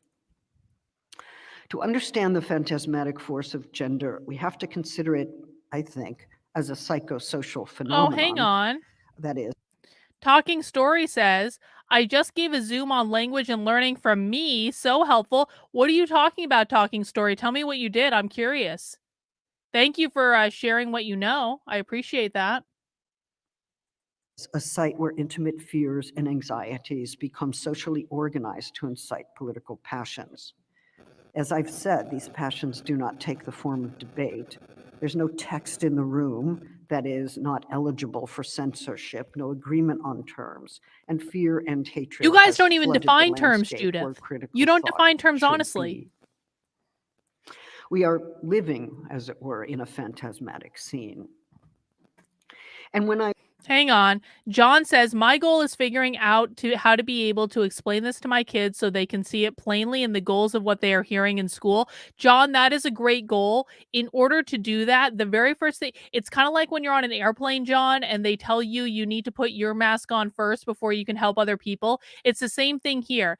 Don't worry about your kids right now. Focus on learning it and understanding it yourself first, because you want to make sure you're articulating accurate information for your kids. And in the meantime, keep an eye on them. Keep an eye on what's going on in schools. Keep an eye. Make sure you're talking to your kids. Make sure like you have an open line of communication where your kids are telling you stuff. Make sure your kids know not to do any surveys. No surveys. Opt them out of all surveys in the schools. Make sure that you're looking at their homework and stuff like that. But your first priority has got to be you need to learn this yourself. And when you learn it yourself, then you will be better able to protect your kids. Or you can just get your kids out of school. I know that's not an option for everyone, is to get your kids out of public school, but it really is the best option. It really is. I refer to a phantasmatic scene, I am adapting the theoretical formulation of Jean Laplanche for thinking about psychosocial phenomena. For Laplanche, fantasy is not simply a product of the imagination. a wholly subjective reality, but in its most fundamental form has to be understood as a syntactical arrangement of elements of psychic life. Thus, fantasy is not just the content of the mind, a subliminal reverie, but rather an organization of desire and anxiety that follows certain structural and organizational rules. Much could be said psychoanalytically here about conscious and unconscious fantasy. But here I want to suggest that the organization or the syntax of dreams and fantasy is at once social and psychic. Although Laplanche was interested in infancy and the formation of what he called an original fantasy, I'm asking whether we can appropriate some aspects of his view to understand anti-gender as a phantasmatic scene. My wager is that we will be better able to respond to this movement and its discourse by framing the matter this way. For when the scene is set, and something called gender is imagined to be acting on children, academics, or the public in nefarious and destructive ways, gender has substituted for a number of destructive forces, appealing, as I have suggested, to a complex set of anxieties and becoming an overdetermined site where the fear of destruction gathers and accelerates. Such fears are bundled into an inflammatory syntax in which some foreign element wields enormous power to destroy social structures as many have known them: the family, nation, civilization, man. Gender, as a public phantasm, bundles all these issues together, treats them as a coordinated and concerted movement and ideology, and attacks them as a monolith. This bundling operation is what marks the object of their opposition as a phantasm. In fact, the term gender oscillates between the ordinary and the catastrophic, depending on where one lives, how recently the term came into use, and whether it has been construed as a dangerous phantasm by those who seek to preserve patriarchal forms of family and state. One increasingly publicized fear is that certain academic fields of study have become modes of left-wing indoctrination. Certainly yours has, Gender Judith. studies is sometimes characterized as a dangerous ideology inflicted on apparently susceptible and vulnerable students from grade school to college. Because it The youth is. need to be protected from gender, it appears. And No. in a frenzy of recent Republican Youths don't need to be protected from gender. They need to be protected from gender ideology, which is a cult. Socialism is a cult. Critical race theory is a cult. Gender ideology is a cult. It's a cult that is very literally taking over our world, and I'm not joking about that. It's terrifying. This is like if Jim Jones and the People's Temple were integrated into public schools. Jim Jones, by the way, was a socialist. We all know how well that went, Judith. This is like if Heaven's Gate was integrated into the schools. This is like if Nexum was integrated into the schools. This is like any cult being in the Manson family was integrated into schools. It is no different than any other cult, except that this cult happens to control not only the government, not only the media, not only entertainment, but education, higher education, and K through 12 education. legislation. I can't actually keep up with it because there are 4 new things that happened today. Teaching about gender is variously said to be a form of ideological inculcation, seduction, and pedophilia.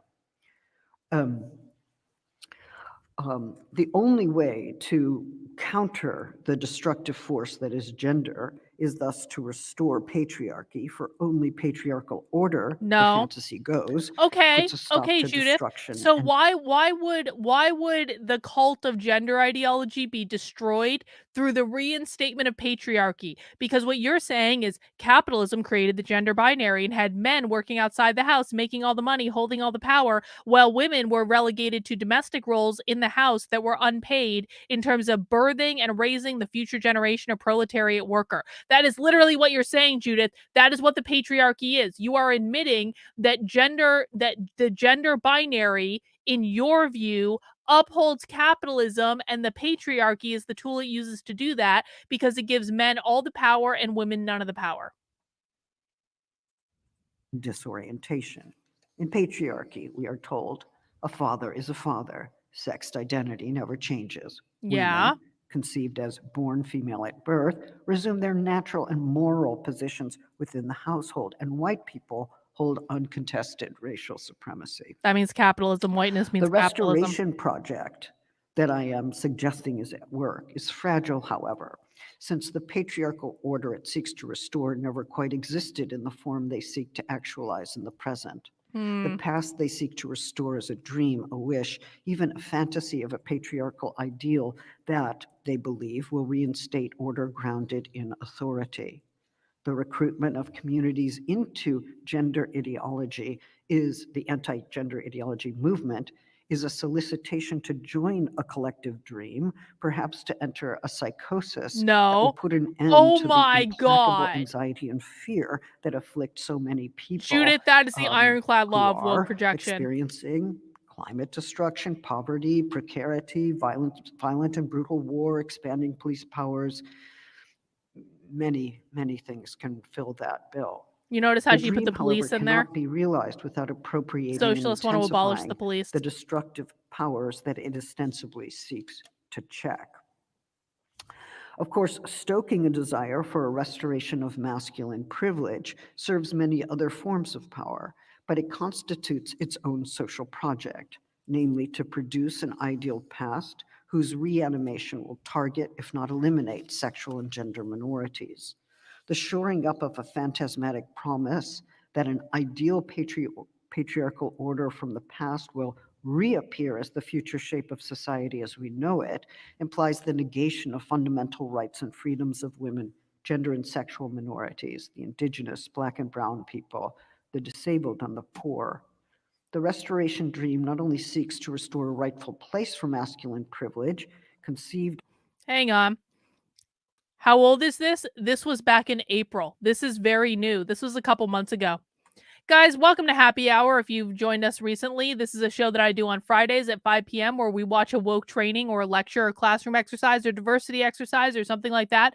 And we have some beers and we talk about it. I hope you're drinking something fun today. We are watching Judith Butler rant about gender and project her bullshit onto all of us. We do this every Friday at 5 p.m. I hope you will join us in the future. Please do mount the like button for me if you have not already. And as a reminder, make sure you're signed up for the webinar I'm doing on how to speak socialist next week. It is pinned to the top of the chat on YouTube. And make sure you're subscribed to the channel if you are not already. We do Socialism Saturday tomorrow at 6 p.m. So if you're looking for some advanced socialism crazy, we will be doing that tomorrow.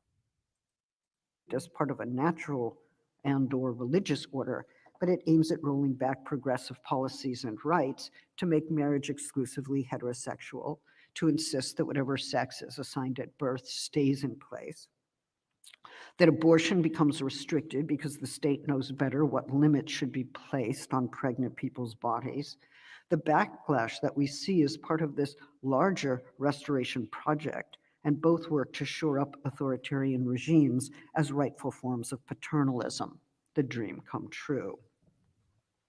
Yet stoking the fantasy of restoring patriarchal power works as a mobilization technique only if the people to whom the appeal is made have ready wishes and fears to exploit.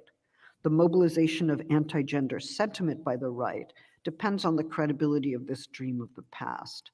No one is providing historical documentation about this patriarchal order that needs to be restored to its rightful place. It's not a past that has existed in historical Well, that'll be fun, time, Kristen. I'm even jealous. if we can find instances of patriarchal organization throughout history, as many anthropologists have done. This is rather a past that belongs to the dream whose syntax reorders elements of reality in the service of a driving force that does not always make itself easily known. The dream works in waking life only as a phantasmatic organization of reality, one that offers a range of examples and accusations to shore up the political case it wants to make. It hardly You know, fun fact, Kristen, I got 2 tattoos in Cincinnati. I got them the same trip there. This is one of them. The other one's on my ankle. I've been to Cincinnati in the fall before. And I would love to come back. I thought Cincinnati was a pretty cool city. And if I have a chance to come back, I will sure do that. But have fun at Oktoberfest tomorrow and drink one for me. matters that historical documentation is not supplied. It hardly matters. All right, time that for the other beer. I'm going to have that pumpkin one is for Reagan. riddled with contradiction. The incoherence and the impossibility of the case against gender represents, yes, contradictory phenomena, but it offers its public a way to collect many of its fears and convictions without ever having to make the bundle coherent. Gender represents capitalism. Gender is nothing but Marxism. Gender's a libertarian. Wait. Did she say that, or was she saying like it in jest? Did she say that, like, is she saying that that's what we say of them? Well, gender does represent capitalism, Judith. Hang on. I think she might be being like, all those evil right-wing fashions, they think gender represents capitalism. I just about spit when I heard that. What she's doing here, guys, she might be trying to make fun of people like us, but she's saying the fucking quiet part out. She's like, all those evil right-wing fascists, they think gender represents capitalism, and oh my god, it couldn't be farther from the truth. Even just because all of the gender theorists hate capitalism, and we talk about how the gender binary upholds a nuclear family, which upholds capitalism, it doesn't mean that gender really represents capitalism. They're just fantasizing. They're just making shit up. Oh my god, it's not like I'm projecting my bullshit onto everyone else at all times, Judith Butler. Let me just pour this beer real quick and then we'll listen again. This is Pumpkining the World from Proclamation Ale Company. And this is an ale brewed with pumpkin, maple syrup, and molasses. If you're drinking something fun, put it in the chat. I've never had this beer before. I hope it doesn't suck. Some pumpkin beers are great. Some pumpkin beers are... they leave a little bit to be desired, but this has got a really pretty can, so I'm hopeful that it's going to be good. Cheers, everyone. I definitely smell the molasses, I'll tell you that.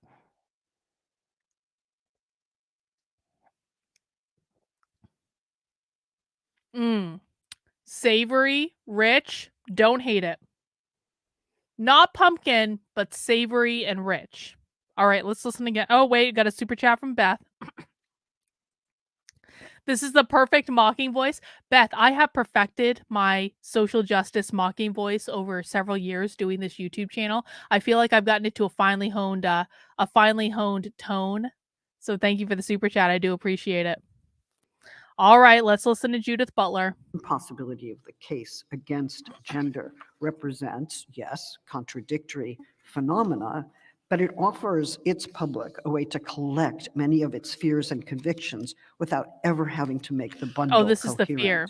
Gender represents capitalism. Gender is nothing but Marxism. Gender's a libertarian construct. Gender is not a fucking libertarian construct, Judith. Don't put that shit on us. And when you say gender represents capitalism, that is exactly the same thing as saying it's Marxism, because queer Marxism is a real thing, Judith. In fact, in the book I have about queer theory, you are dubbed the godmother of queer theory, which is code for queer Marxism. It's a real thing. Judith, we know how to Google, okay? So when you say that gender means capitalism and gender means Marxism, you're saying the same thing. We know how to speak your language, Judith. Gender signals the new wave of totalitarianism. Gender will corrupt wrong. the nation like unwanted migrants, but also like imperialist powers coming out. Which one is it? And why is it the opposition does not need to choose? It does not need to choose. Queer Marxism is Marxism, and queer Marxism says that the gender binary was created by capitalism. Is that good enough for you, Judith? You people say that capitalism created the gender binary. That is like a fundamental trait of queer theory, which you fucking invented.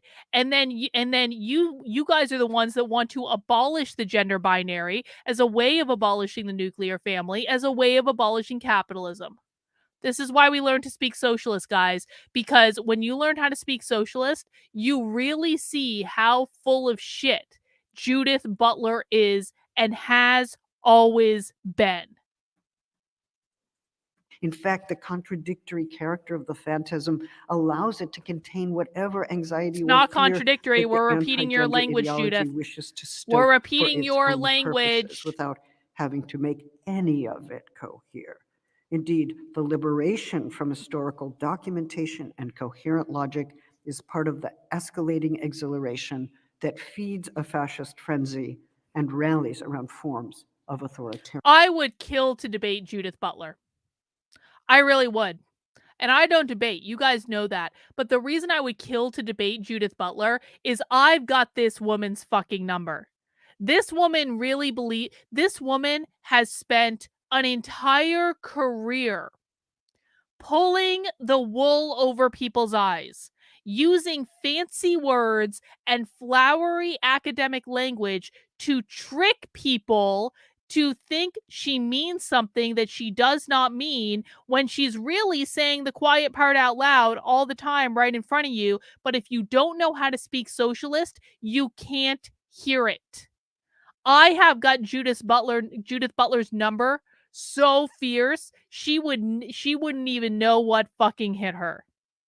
She is probably the one person on this planet that I would debate, because she has not hinged into a reality yet where we've picked up on your bullshit, Judith. We know what you're saying. We know what your side believes. We have you saying it on video over and over and over and over and over again. I would kill to debate Judith Butler. Tayton says, stop applying your phantasm to her. Well, she's projecting her fucking phantasm onto me.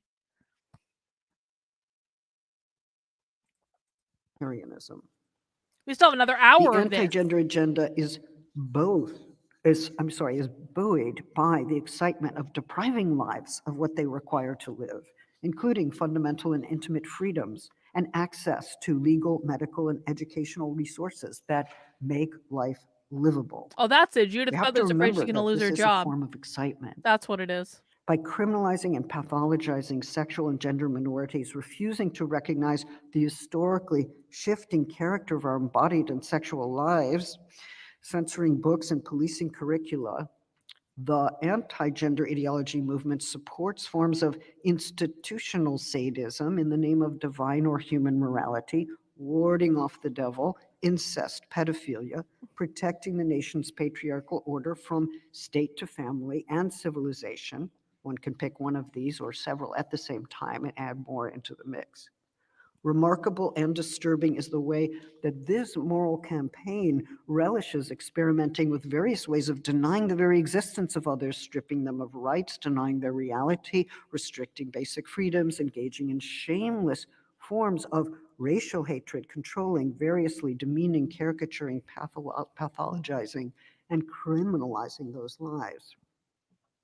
Hatred is stoked and rationalized by moral righteousness, and all of those damaged and destroyed by hateful movements prove to be the truer agents of destruction, or said to be the truer agents of destruction.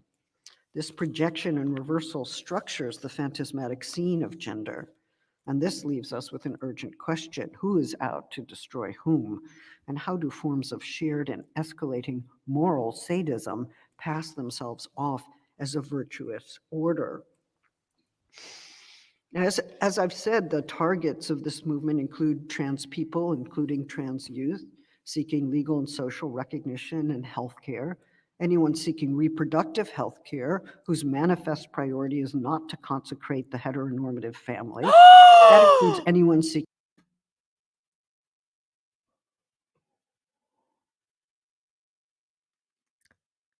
She just said that anyone seeking an abortion is seeking not to consecrate the hetero heteronormative family. Oh, really, Judith? Let's listen to that again.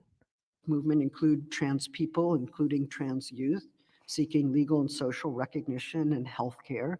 Anyone seeking reproductive health care whose manifest priority is not to consecrate the heteronormative family. That includes anyone seeking an abortion and many seeking birth control. All those waging. Why would people not want to consecrate the heteronormative family? First of all, why do these people have such a problem with the heteronormative family? Which basically means when two people are in love and they want to have a baby, they get married and then they have sex, because of course you don't have sex before you get married, because that's like a very Christian thing and all that stuff.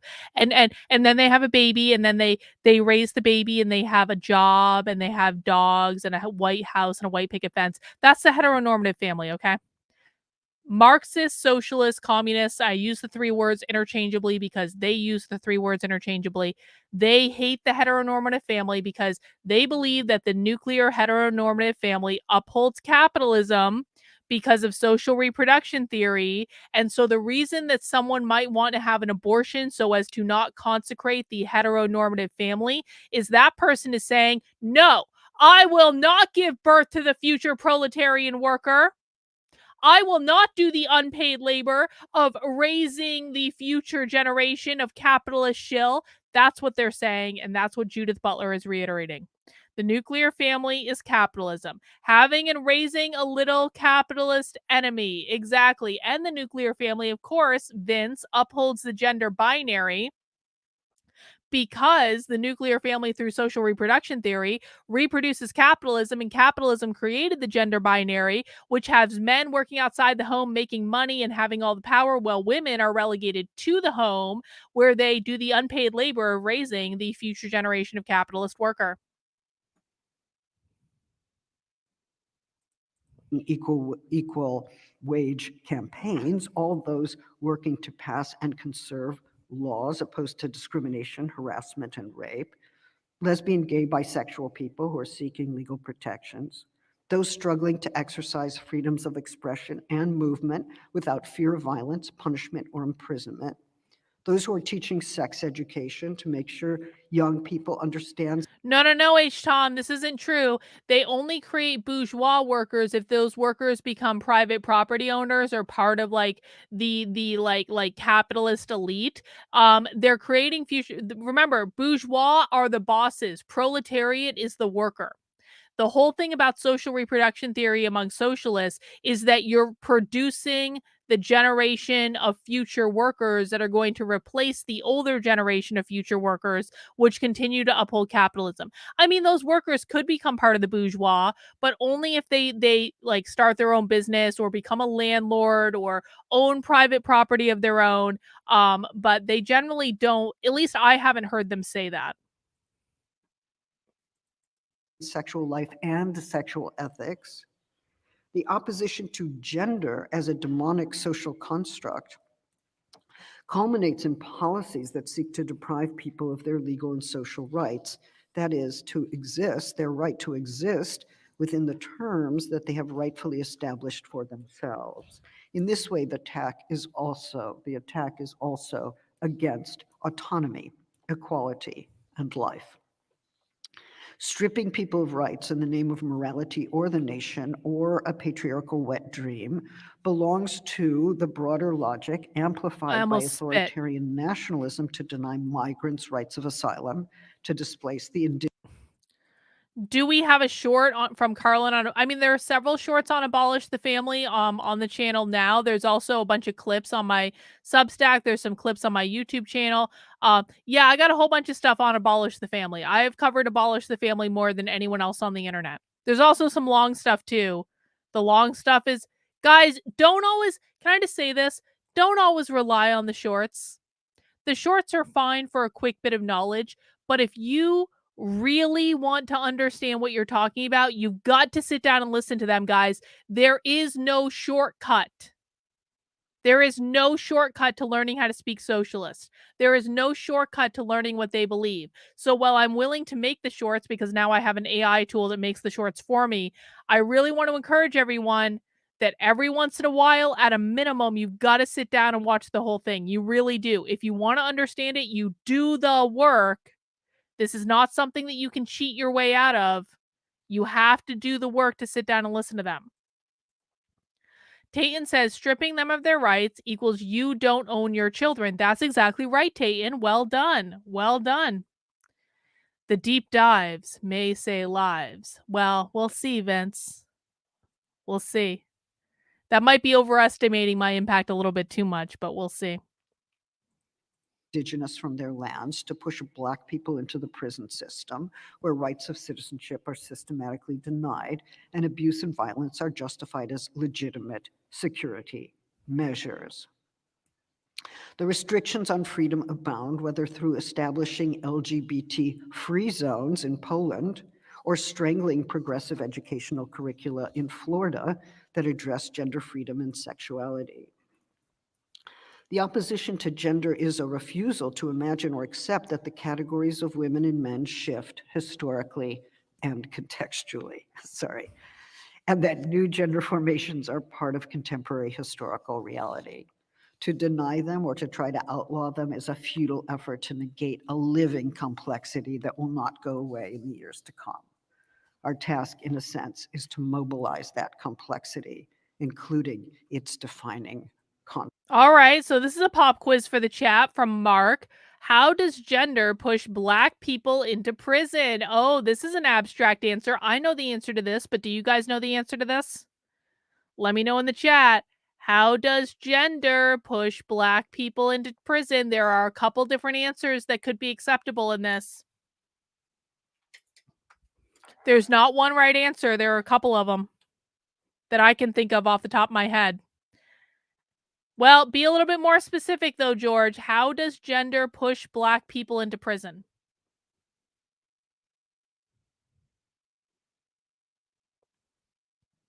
Anyone know? Don't just say intersectionality, please. Like, come on. Really try. Don't just throw a buzzword at me. Come on. All right, I'll give you a hint. Black trans women are targeted by the police for arrest on a disproportional basis to all other gender groups, which means that gender, in the form of like gender oppression towards Black trans women via intersectionality, will push Black people into prison. That's one way. From my high horse is getting another kind, like you're almost there. Gender upholds the patriarchy, which upholds white supremacy, which upholds capitalism. Racism comes like is directly related to capitalism because going back to slavery, which is why Black people are oppressed more than any other group. And one of the ways that our society manifests Black people being oppressed by capitalism more than any other group. Because remember, the police equal capitalism. The police only exist. I'm saying what these people think. The police only exist in our society because they were directly related to slavery, because they captured the runaway slaves. Therefore, police equal capitalism. And today, how that manifests is the police disproportionately arrest Black people, put them into prison on a higher rate than like white people. And that is how gender, which gender is one of the things that upholds capitalism, that is how gender reinforces the system. You got to get abstract sometimes with these things, but that's kind of what they mean. Conflicts. We can enumerate all that is wrong with movements such as these, but two questions remain. How do we imagine a future fight against such forces? How do we forge solidarity when so many on the left Solidarity, are in conflict socialist with word. one another? Well, first of all, no one is imagining the future very well these days. In fact, few feel the capacity and wish to imagine the future, except those who imagine their businesses expanding and their capital increasing, who see the future as the horizon of their own expanding power. We're worried that capital accumulation is another name for the future. Okay. To think that way is not really to care, whether that form of accumulation comes at the expense of the earth, other lives, life in all its forms. And yet in our acts and practices, we do implicitly reproduce an idea of the future, whether or not we know precisely what it is. We live this way now, assuming that living this way is the way to live. And once that repeated practice converges with a way of life, a shared way of life, that way of life is reproduced, and at some point it looks like the way things are or ought to be. And yet, when the way of life that is reproduced destroys all ways of life, Social reproduction its theory. own, one has to ask how the pursuit of destruction is carried out by a way of life that is considered to be the way things are, or the way things have to be. Climate destruction is the most terrifying example. It teaches us, however, not only that many now live with a fear of destruction that their way of life has helped to produce, but also that many have no idea how to live with that fear of destruction, which is not only a fear about what will happen in the future, but what is happening now and what has been happening for some time. We look away, we know, we fail to know. We live in the anxiety produced by knowing that we are not knowing what we know. And what about war, the actual one waged against Ukraine? Do those of us who live outside that region know that destruction? Or what about Sudan? What does it mean not to know it, even to know that it is unfathomable, exceeding the reach of knowledge? Or the decimation of people who lived in the Amazon, or who live still, who are dying and predicted to die off by virtue of corporate extractivism? And what about this pandemic, the ones to come, that have so many people with a sense of imminent death that they know neither how to mark nor mourn? And consider neoliberalism and the decimation of social and public services. Increasingly, neoliberalism, socialism hates neoliberalism. Socialists hate neoliberalism more than they hate conservatives. Precarious character of work, the withdrawal of health care, retirement, rights to be protected against eviction. All this underscores the dispensability of our lives. Over 80 million people are forcibly displaced from their homes. Yes. And approximately the reason that socialists hate neoliberalism more than they hate conservatives is because they believe that neoliberals uphold capitalism and are therefore just as evil as the evil right-wing fascists. Exactly, Bot. 1 in 8 live in global slums.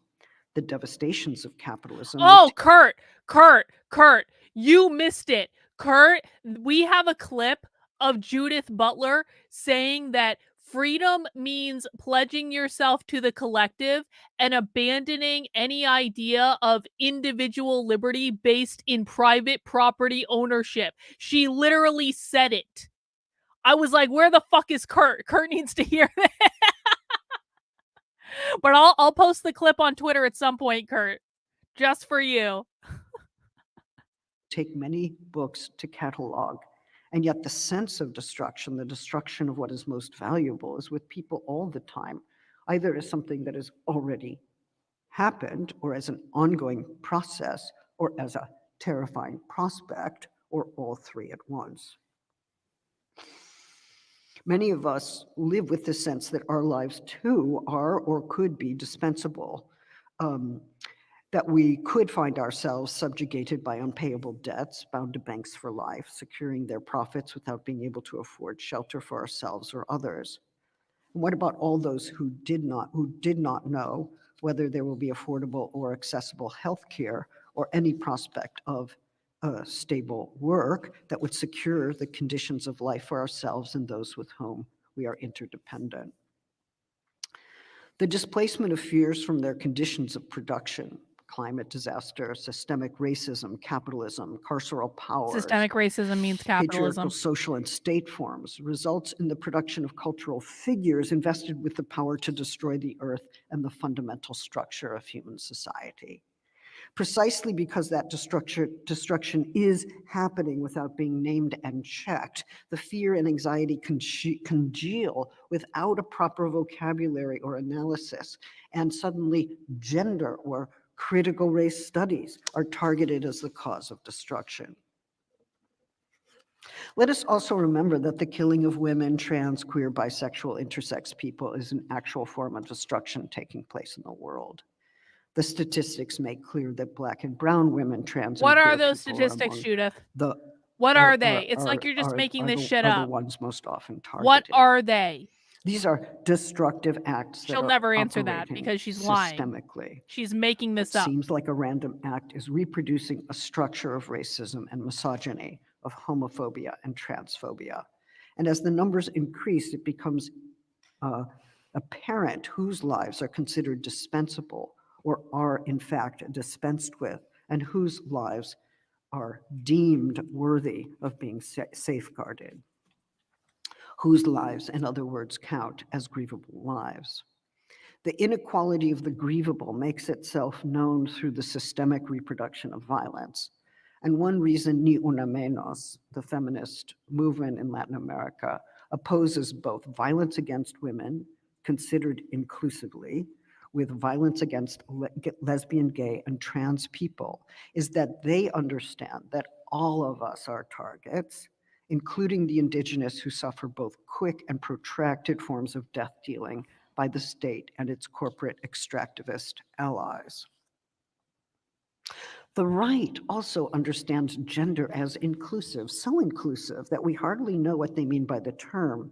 Considered politically, gender includes abortion rights, reproductive justice, access to gender affirmative and sexual health services, trans rights, women's freedom and equality, queers of color, freedom struggles, single parenting, gay parenting, new kinship outside of heteronormative models, adoption rights, sex reassignment, gender confirming surgery, sex education, books for young people, books for adults, images of nudity.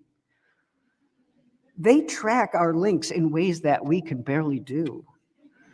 Nothing could be more important than to find an articulation of all these targeted political struggles that takes the target off their backs. The only way forward is for all those targeted to gather themselves more effectively than their enemies have, to recognize their alliance without necessarily resolving their conflicts, without necessarily loving each other, and to fight the phantasms prepared for them with a powerful counter-imaginary that makes desire and freedom desirable, that enacts and asserts that imaginary of collective freedom that we cannot and will not do without.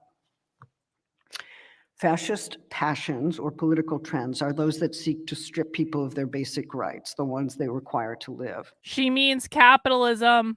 She's referring directly to capitalism. And to do that either without regard for their probable demise or because it is an effective mode of annihilating those lives. Authoritarianism is usually understood as a form of state power, and yet authoritarian personalities flourish within elected positions, stoking fascist passions where the fear of destruction converts into a moral alibi to destroy other people's lives. Perhaps it will not be arguments that finally will address the fear of destruction that motivates the anti-gender ideology movement, the fear it exploits, escalates, redirects, and misnames. There's hardly an instance of the movement that does not claim to be saving children from harm. Hang on. John M. says this is a rambling mess. No, it's not. She is speaking a different language. She is speaking socialist. If you understand how to speak socialist, you will understand what she's saying. If you do not understand how to speak socialist, then you will not understand what she's saying. Same thing I'm going to say to you. This is not rambling. This is not mental masturbation. She is speaking a very specific language. You need to learn the language that she is speaking. If you refuse to learn the language she's speaking, or if you dismiss it as ridiculous and oh my god, and she's a libtard and she's mentally ill and she's making it all up as word salad, it doesn't mean anything, and oh my god, it's mental masturbation. If you do that, you are going to lose. She is speaking a different language. She is speaking a coded language that the people who are listening to her understand every single thing that she is saying. So if you want to win then you will open your ears, listen, and learn to speak the language that she is speaking. The movement finds, stokes, and organizes that fear wherever it can. Nothing could be more personal and singular than the fear for one's own bodily safety or that of one's child or children or those who are most proximate. Most painful is the fear of being injured, killed, pathologized, or incarcerated on the part of trans kids who are hurt by the anti-gender ideology movement that claims to be saving the children.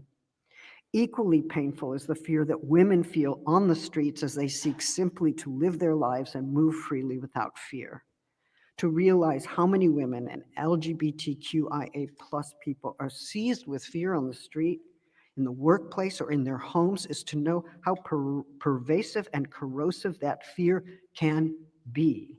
It matters how many Black and brown people undergo that fear in proximity to the police or the store owner who regards them with suspicion, how many young Black people in the US have their breath choked out of them by self-justifying police, or who knock on a random door of some white person's home only to be shot through the door for knocking. It is a singular fear for one's life. Can you give us And at example the of how same time, how it is often that also happens, someone Judith? else's, the one that someone felt before they died, the one a parent felt when they sent their kids for groceries at the corner store. What if political movements were forged from all those who fear discrimination and violence in public and private? Hang on. John, I'm going to tell you that you probably don't understand most of the premises that she's making, because if you understood the premises that she's making, you would learn how to speak her language. Any single one of us watching can challenge the premises that she's making. That is not the point. That is not what we're doing here. What we're doing here is we are making sure we understand what they are saying and what they are thinking, because a lot of you guys think you understand, but you don't. You've listened to right-wing talking points about what they're saying that have no basis in reality for what they're actually saying. So I'm going to recommend, John, if you want to get something out of this, you need to listen. You need to not be dismissive. There's no challenging or debunking here, because that defeats the purpose. And your goal should be to understand what she is saying. You were the one who chatted in that she was speaking in gobbledygook. That is proof to me that you do not understand what she is saying. You can have feelings about me pointing that out to you, or you can sit here and listen and learn. If socialists don't like trans, why is she protecting them here? Because she is talking about queer ideology. Socialists also believe that trans means to transcend gender or to transform gender. She's not talking about transhumanism. That's a right-wing talking point. That's not a left-wing talking point. She is talking about transcending or transforming the gender binary.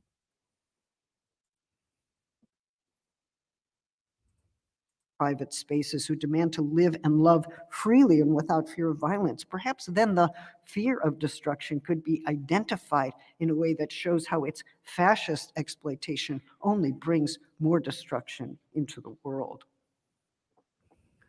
When fear runs through a population, when hatred is stoked, hatred is stoked for a concept or an idea such as gender that is said to wield the power of total destruction. And the tools we need to understand, deflate, and oppose such a movement are drawn from the media with the power to occupy and deflate the phantasm in the service of another way to imagine alliance.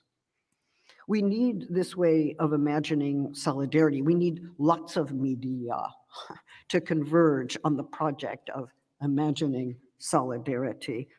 Solidarity means comradeship. It means collectivism. It means assimilation into the Borg. Rottweiler, thank you for the super chat. To understand and counter their sophistry, you need to understand it first. Time to leave the playground, influencers, and go into the classroom. That's exactly right. Like, if you're new here and you haven't heard this stuff before, if you're relatively new to my content, here's the problem. Your conservative influencers have lied to you because they themselves do not understand what the F they're talking about. Not like there are very few exceptions to this. If you have learned most of what you know from right-leaning influencers or even people who dub themselves as classically liberal, they probably do not know what the F they're talking about, and they have taught you things that are wrong.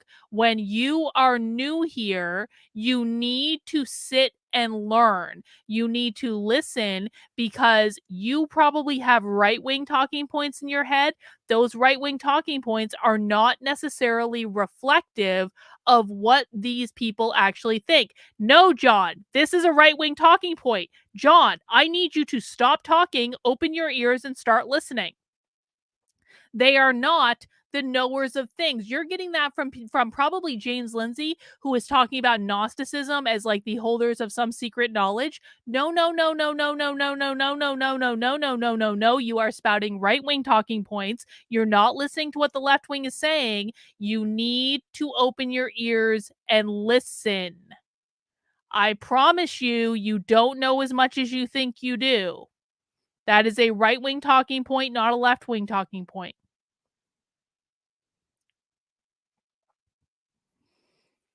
Repetition is part of how you teach people. Repetition is how people learn. You can't like people learn things through hearing it over and over and over and over and over and over and over again. So if you're hearing repetition, that is a deliberate teaching technique that she's using. I do the same thing. I have to repeat the same thing every single day of my life for years on end. It's really not fun. Trust me, but it's part of how people learn, which is why she's repeating the same thing over and over and over and over and over again. And that's right. Tim Pool has no fucking idea what he's talking about. No fucking idea. Oh, yeah, they would abolish the police. They would abolish the prisons. Now, to be fair, I would too. I think the police are an organized gang. But yes, they would abolish the police and the state carceral system entirely.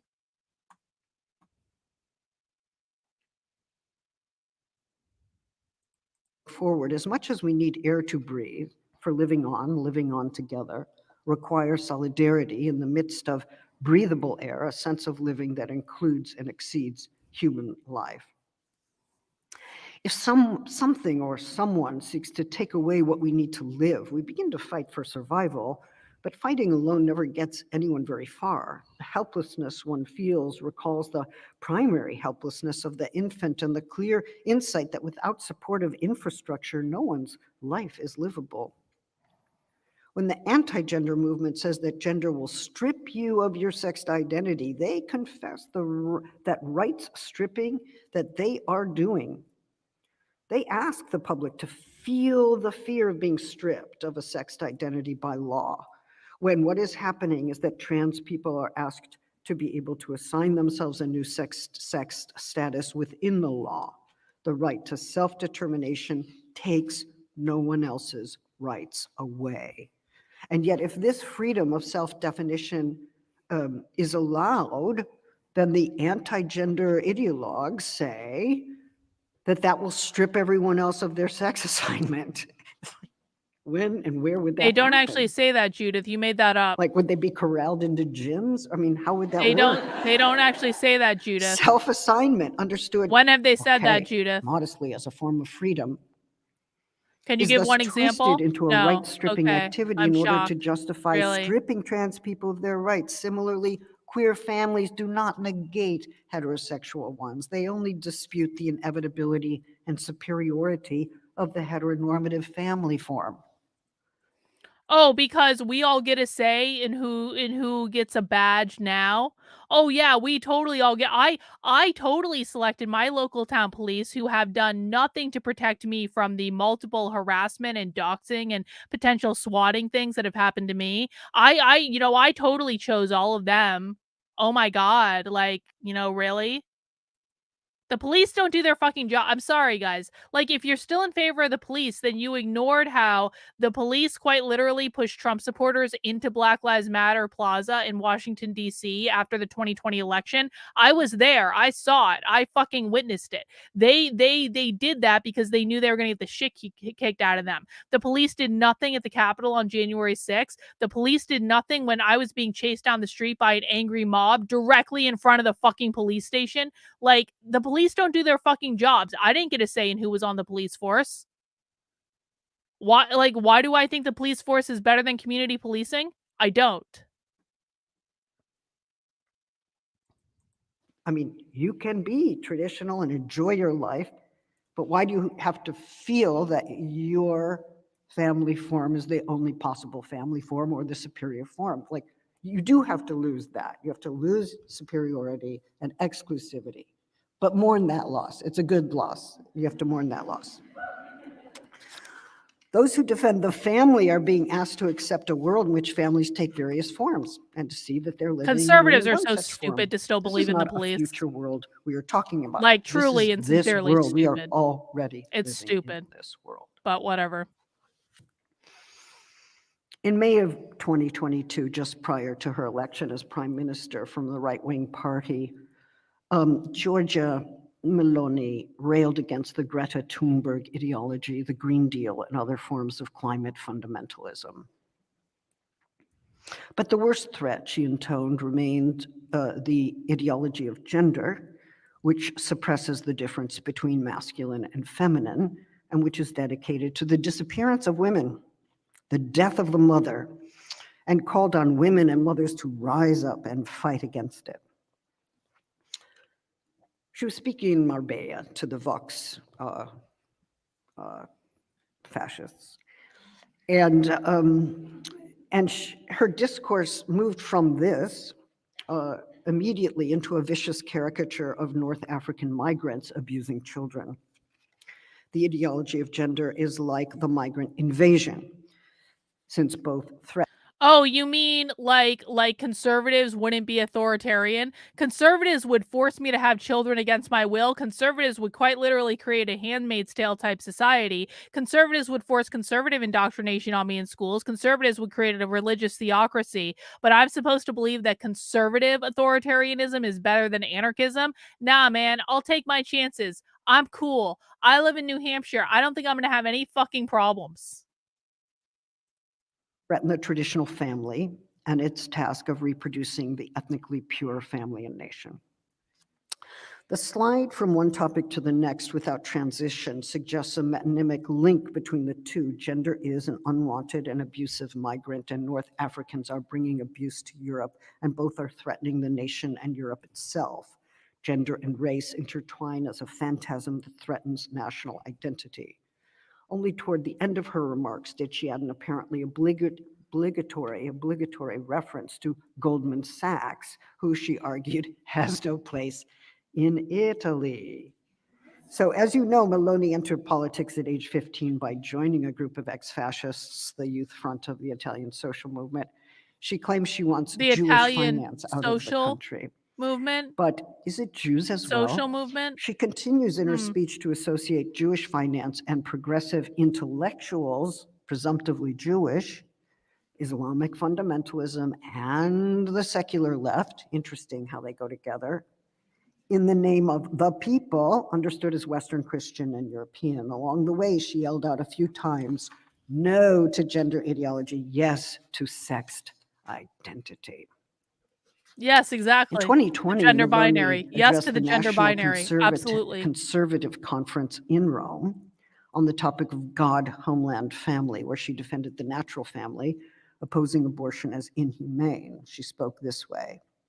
They would like us to give up defending the family, considering it to be an archaic and backward concept to be superseded. Yes. They would like to convince us that a family is any emotional bond between sentient beings, Yep. that it is a sign of great civil and moral progress to pay a poor mother to keep her child in her womb for 9 months and then snatch it from her arms to give it away to whoever has bought it. We reject all this without a moment's hesitation, even though today it is considered highly scandalous, and even revolutionary to say that a family is made up of a man and a woman and any son they may have.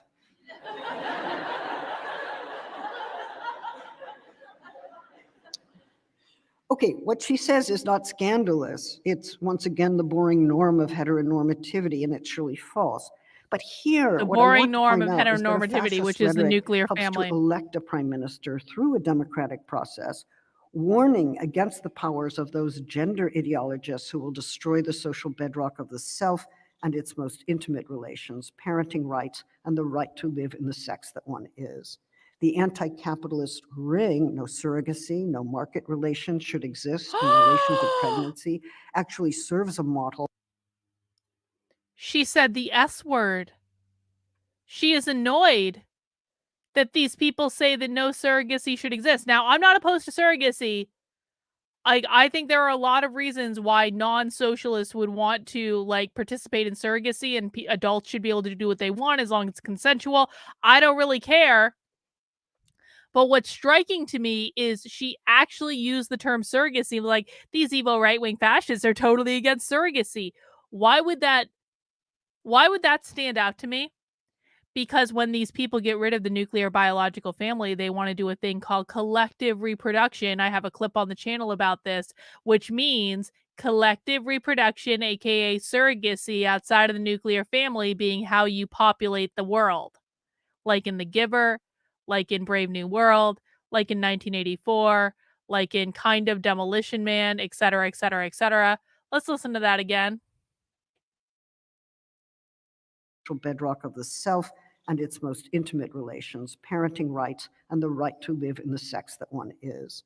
The anti-capitalist ring, no surrogacy, no market relations should exist in relation to pregnancy, actually serves a model of heterosexual marriage as exclusive, natural, and normative. Maloney's perversely effective discourse inadvertently reveals a reason that gender attracts specific anxieties rather than some other term. Even if the opponents of gender have not read much, Bye, or Beth. Have a even good when night. they refuse to read, they understand that gender relates to embodiment, their forms of intimacy, their sex. And well, both sides want Handmaid's Tale. Make no mistake.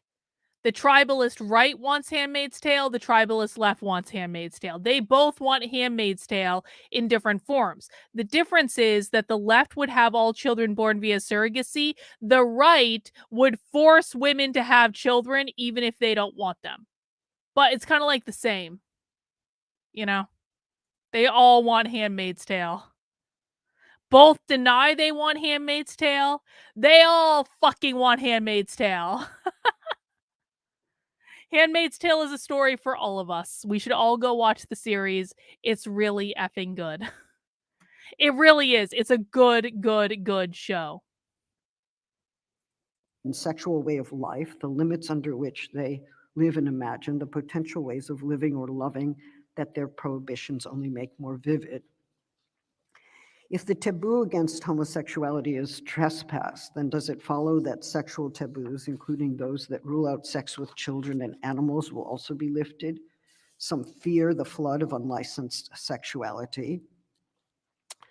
I once gave a lecture in Brazil on Edward Said and Martin Buber, and a woman interrupted me from the back of the auditorium screaming, "Keep your hands off our children," which was very much related to gender, which I was not talking about, but it didn't matter because I represented it anyway. The fear operative in this fascist wave cascades from imagining the breaking of one taboo to another, submitting the sexual imagination to specters of terror until the terrifying prospect emerges of a fully lawless sexuality or unbridled sense of entitlement that will destroy all social bonds. For gender politics to be part of an anti-fascist movement, it needs to name the fear of devastation anew, opposing neoliberalism and other forms of capitalist devastation, resisting the continued opposing neoliberalism and other forms of capitalist devastation. That means socialist. Life of colonization and all forms of racism, including those afflicting migrant communities, and taking its stand within expanding alliances on the left, even when it is difficult to do so. The legitimate fear of destruction by the climate catastrophe can only be countered by Hi, Lady Amy. mobilizing Good to see you. interdependency as the condition of surviving and flourishing. Can we make alliances that reflect that interdependency with both human and non-human life, ones that will oppose climate destruction and stand for radical democracy that can reanimate socialist ideals? That's another topic. For the critique of financial coercion and cultural imperialism to become an integral part of transnational gender politics, we need to remind people why. Oh yeah, I heard that James is doing many, many, many things. Yeah. Whatever, James O'Keefe can go fuck himself. And how they desire to live, reclaiming life for the left, finding life and freedom. If anyone gives money to James O'Keefe, I am so sorry, but you are being taken advantage of by a narcissist who just wants to uplift himself and takes advantage and uses other people. And I really feel for the other people that are formerly Project Veritas that are getting roped into all of this. Yeah, I heard that James's talk with Tim is now going to be a members only thing. So that puts a damper on my plans because I sure as shit ain't giving Tim Pool money. But whatever. Tim Pool wants to suck James O'Keefe's dick. That is his business, man. But fuck Tim Pool, so far as I'm concerned. In the relations that sustain us, the alliance is formed among all those who seek to realize equality and freedom within a livable world and an enduring and regenerative earth. This means living with our profound differences. Hang on, Talking Story is actually asking a relevant question. Am I correct? She is calling those who want to uphold gender in the family fascist? Yes, that is correct. Pop quiz for the chat. Why does Judith Butler believe that anyone who wants to uphold gender and the family is fascist? Why does Judith Butler believe that upholding gender and the nuclear family is a fascist ideal?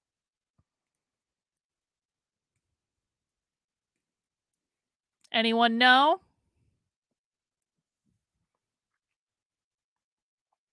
Maybe I will make this shirt. Maybe I will. Who knows the answer to this? Because it upholds capitalism. Because it upholds capitalism. Exactly. Oh, you guys are so good. Because fascist means capitalist. Because the family provides workers to fuel capitalism. Capitalism, capitalism, capitalism, capitalism, capitalism. Exactly. Well done. Without succumbing to this Remember, destructive fascist means forms that we capitalist. oppose. Anti-fascist means The anti-capitalist. only way out of this bind is to ally the struggle for gender freedoms and rights with the critique of capitalism, to formulate the Oh. freedoms for which we struggle Oh, as really, collective, Judith? Is and that to right? let gender become a dynamic and indispensable part of a struggle for a social and economic world that eliminates precarity and provides healthcare, shelter, minimum wage, education, and food across all regions. Such an agenda would develop an understanding of the formation of the individual within a social world, the individual body as bearing the trace of the social in its relation with others, both actual and implied, a body at once porous and interdependent. It would mean accepting that as human creatures, we persist only to the extent that we are bound up with one another. When we say that I want to be free or that I want you to be free, we are speaking about these distinct selves, but also about social freedoms that should be accorded to everyone as long as no real harm is done. And for that caveat to work, we have to expose the fear-mongering that would recast fundamental freedoms as harms, and to make freedom into a new and vital object of desire. To live according to such a maxim means that we have to distinguish between actual harms and those that grip the imagination as imminent possibilities. But we cannot learn how to choose how not to cause harm if freedom itself is regarded as a harm, or if we become convinced that struggles for equality, freedom, and justice are hurting this world.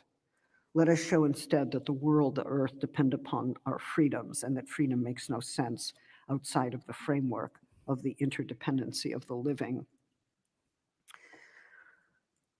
I'm almost done.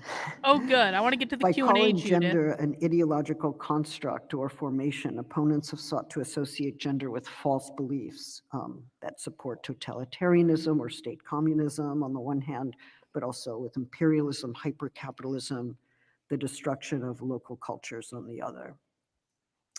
This critique borrows from and nullifies the history of ideology critique in order to wage a battle against gender, which is, in their hands, an abbreviation for a set of social and political Very good, movements that have John. yet to find the form of a durable and powerful alliance.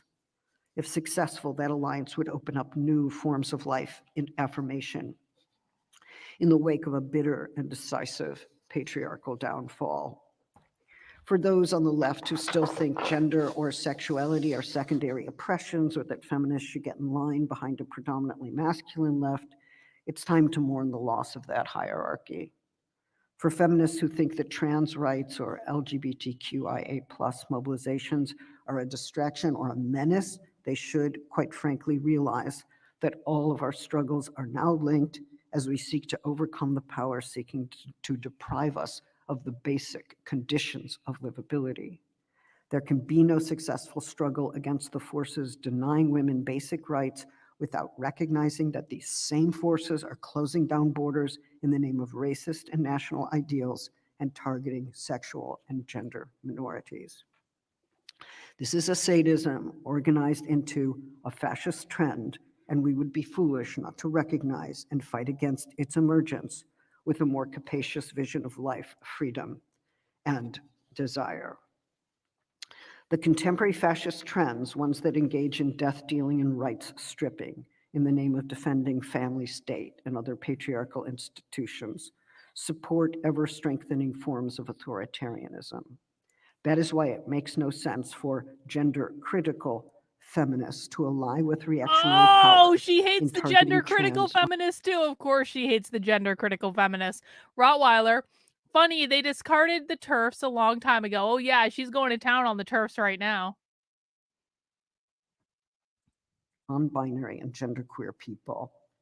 Despite our differences, we have to stay in the struggle, testing our theories about the other by listening and reading, being open to having one's traditional suppositions challenged, and finding ways to build alliances that allow our antagonisms not to replicate the destructive cycles we oppose. We cannot oppose discrimination against ourselves only to support discrimination against others. We cannot oppose systemic forms of hatred against one group by allying with those who would intensify that hatred in multiple directions, or by making hatred. Side note, do you know what's funny? Jack Posobiec keeps blocking everyone who calls him out for stealing my journalism. And I know he stole my journalism a while ago, but like someone just called him out today for stealing my journalism. Jack Posobiec instantly blocked him. Jack Posobiec hasn't blocked me though. Maybe because Jack Posobiec is blocked by me. I blocked his ass and then I unblocked him briefly to make sure he knew he was stealing my fucking journalism. And then I blocked him in Human Events again. But like Jack Posobiec is blocking anyone that calls him out for this shit, which I just think is funny. Into political currency.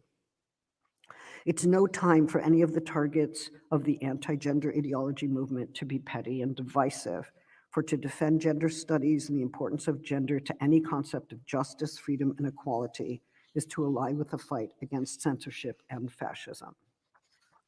We can argue about key concepts like sex, gender, and sexuality, and we surely should, but no trans person is taking the sex away from anyone who considers themselves a woman. This is a fantasy of expropriation that allies with the fascist phantasmatic. History advises us not to deny the fascist potentials that are increasingly actualized in several regions of the world, even if they have not yet emerged as the kind of fascist states we have known. If readiness to resist fascism is now imperative, then we have to identify the forms it now takes and intensify the resistance to its momentum.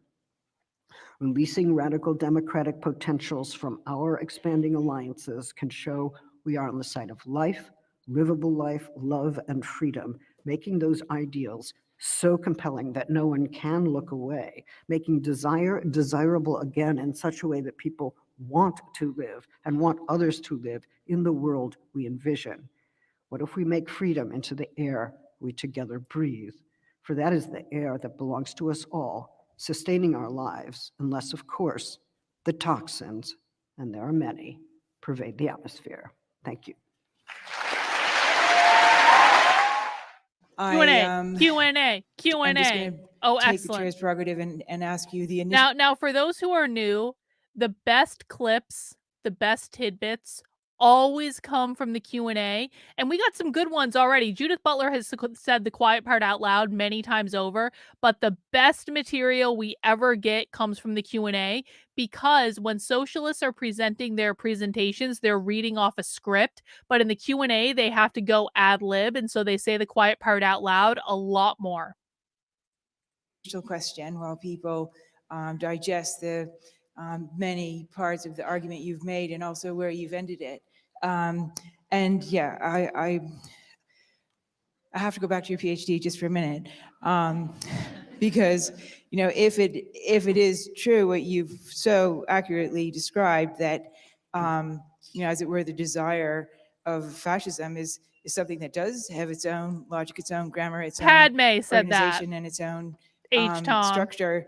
That's helpful, but that doesn't necessarily enable an engagement with that, or even to know how it works doesn't necessarily enable an interruption to that. And as you've said yourself, there's a lot of danger trying to think that you could.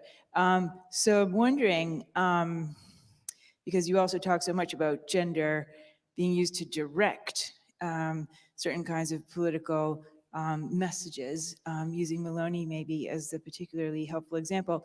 And is there some purchase in what we might call a politics of redirection?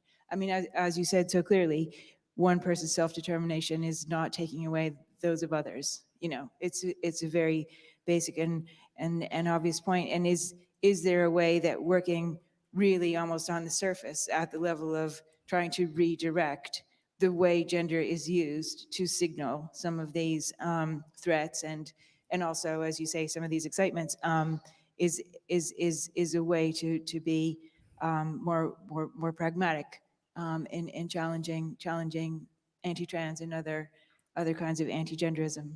I've been torn between two different approaches, one of which is to sit down and say, no, that's not what gender is. This is what gender is, right? And like go back and show what gender is and what it's not and how it should properly be defined. And insist that people do the work and come up with a rational defense. But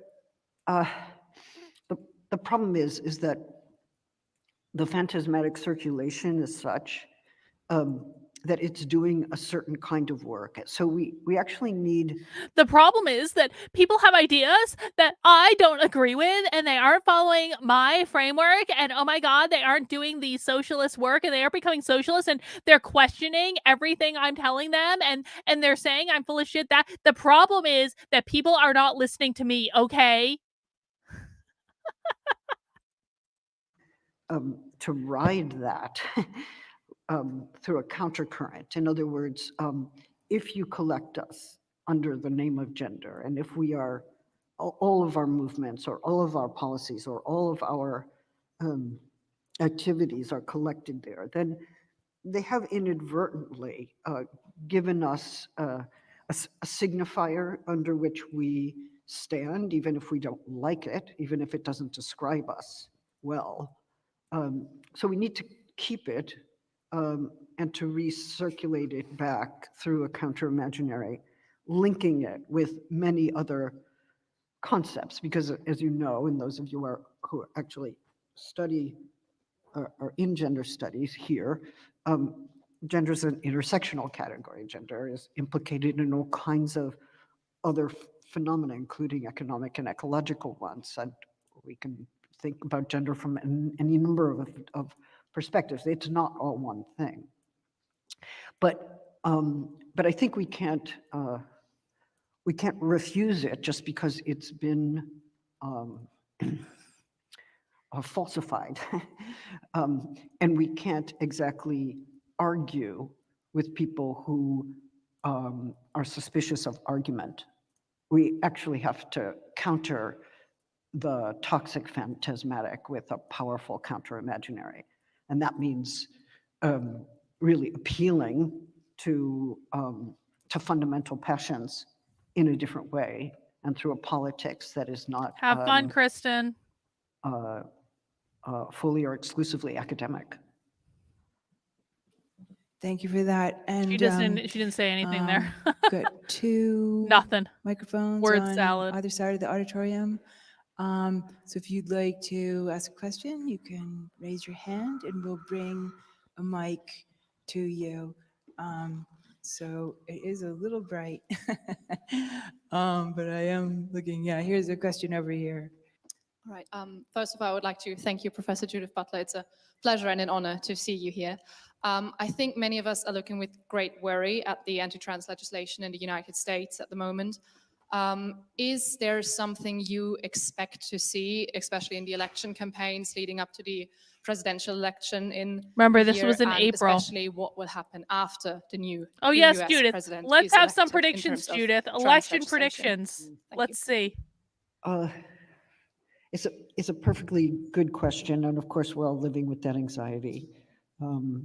It's very hard for me to predict what will happen. I can tell you this, that 2 months before Trump was leaving office, he sought to impose a policy that defined gender, you'd use the word, as sex assigned at birth. It can't mean anything other than sex assigned at birth.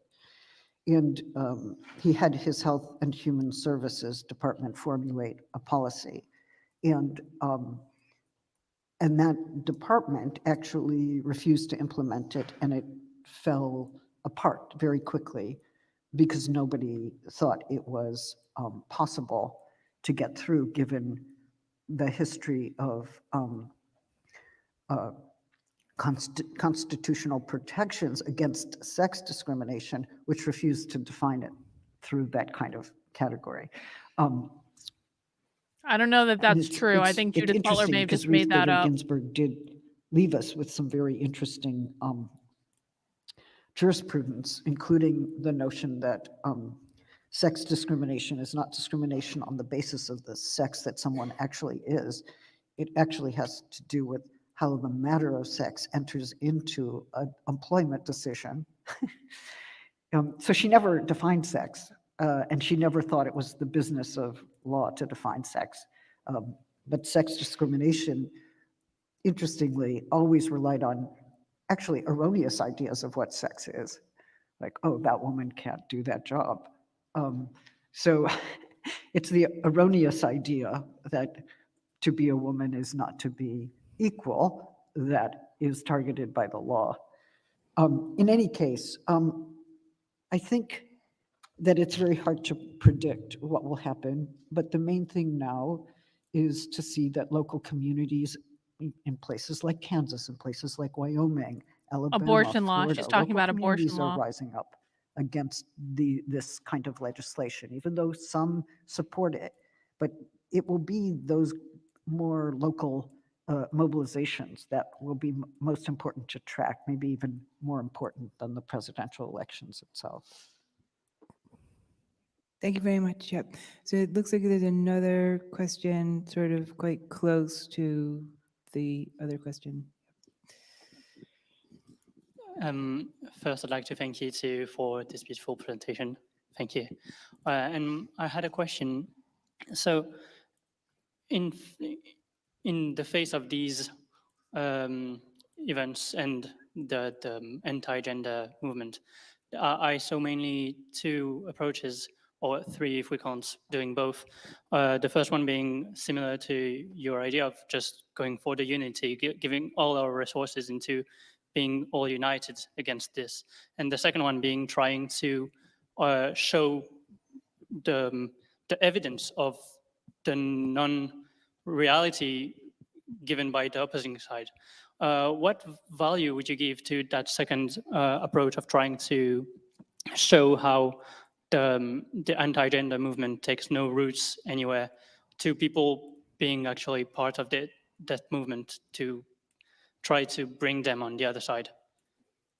What value would you give to it? See, if I understand you correctly, and I'm sorry the acoustics aren't brilliant. On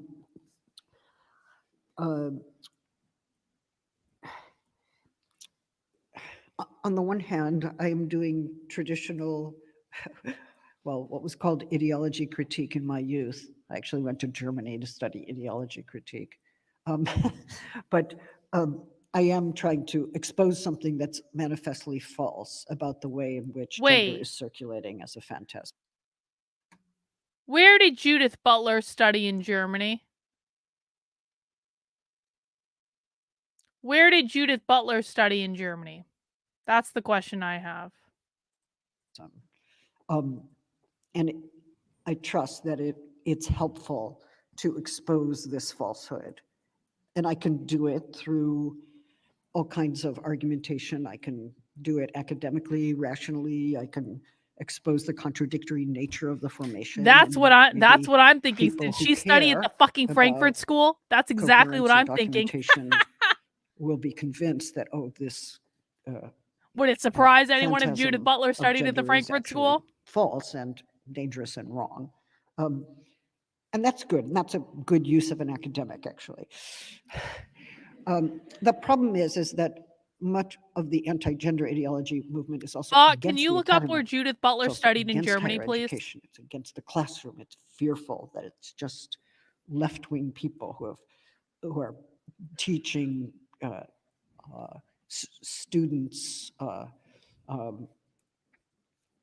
left-wing doctrine. So we would have to take that apart too and show that actually we have open inquiry in the classroom and people disagree. Bennington's in Vermont, Yasmin. There's all kinds of interesting ways that differences emerge. Okay, we could do that, but that's the problem is that that's not the Frankfurt School. Okay, Heidelberg's not the Frankfurt School. Never mind, false alarm. Which means that we have to do more than take apart bad arguments. We actually need to produce alternative visions that appeal to some of the same fears of destruction and name those fears and the sources of those fears, the sources of destruction itself, in order to make a more compelling case. And that's a public argument. It can make use of academic argument, but it's a it doesn't surprise me she studied at Bennington, though. Bennington's uber woke. Maybe a public appeal. Not for that reason irrational, but it does, I think, acknowledge the importance of a certain kind of shared imaginary for joining an alliance, especially when there is when there are such intense conflicts and disagreements among the people who need to be allied.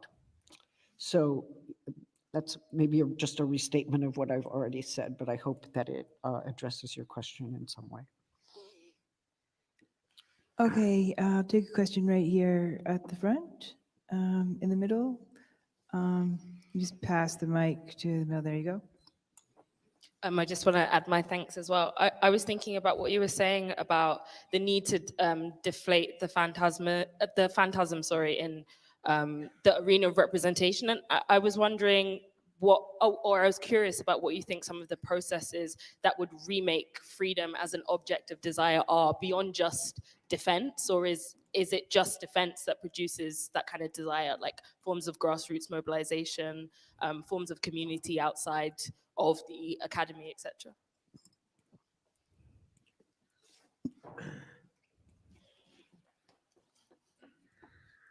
Bye, Illustration Station. Have a good one. Because I'm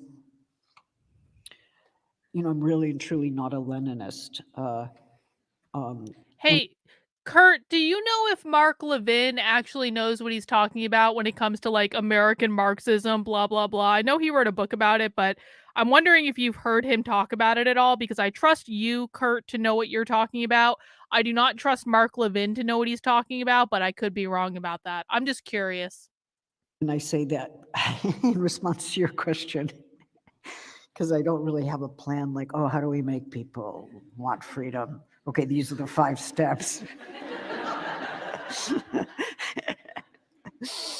I mean, nothing makes people desire freedom more whatever. than I thought I'd the ask. embodied pleasure of Thank you. freedom, the embodied necessity If of anyone else freedom, knows the answer to that question, I'll take it wanting too. to live a free life, the feeling of, so I actually, I think there are mobilizations that do celebrate freedom. And I, again, have looked with great interest on some of the mobilizations that have taken place in Latin America, both Las Tesis in Chile and Ni Una Menos in Argentina, and then the wave or marea movements that spawned from that. And on the one hand, they're like against violence and they're on the street and it's like,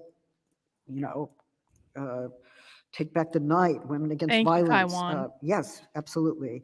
But they're also forms of collectivity and assembly and power and pleasure and celebration that are also about freedom and freedom of movement and freedom of expression and getting the police off the street. I mean, there were something like 3 million people on the street for one of the Ni Una Menos mobilizations a couple of years ago, and there was literally no place for the police to stand. Like, what does it mean to have so many feminists and their allies, right? Which included trans people and drag people and travesty and all kinds of folks out there with whom they'd made alliances, just taking over the public space. The police had they had to move. There was no possibility of regulating that crowd, and that crowd did regulate itself. So I think that, Hannah Arendt has this idea of public happiness, but there is no public happiness. There's no assembly or public happiness without a sense that this is a freely assembled group, that there is some freedom being enacted and produced in the course of this assembly. So I feel like that has to happen. We're very far from that in some places in the world, but not at all that far in other places. So it's an inadequate answer to your perfectly good question. I hope it touches on some of what you have asked. Yes, thank you. Given your speech, would you agree with the statement, the only thing we need to fear is fear itself? Oh, come on. Ask a better question.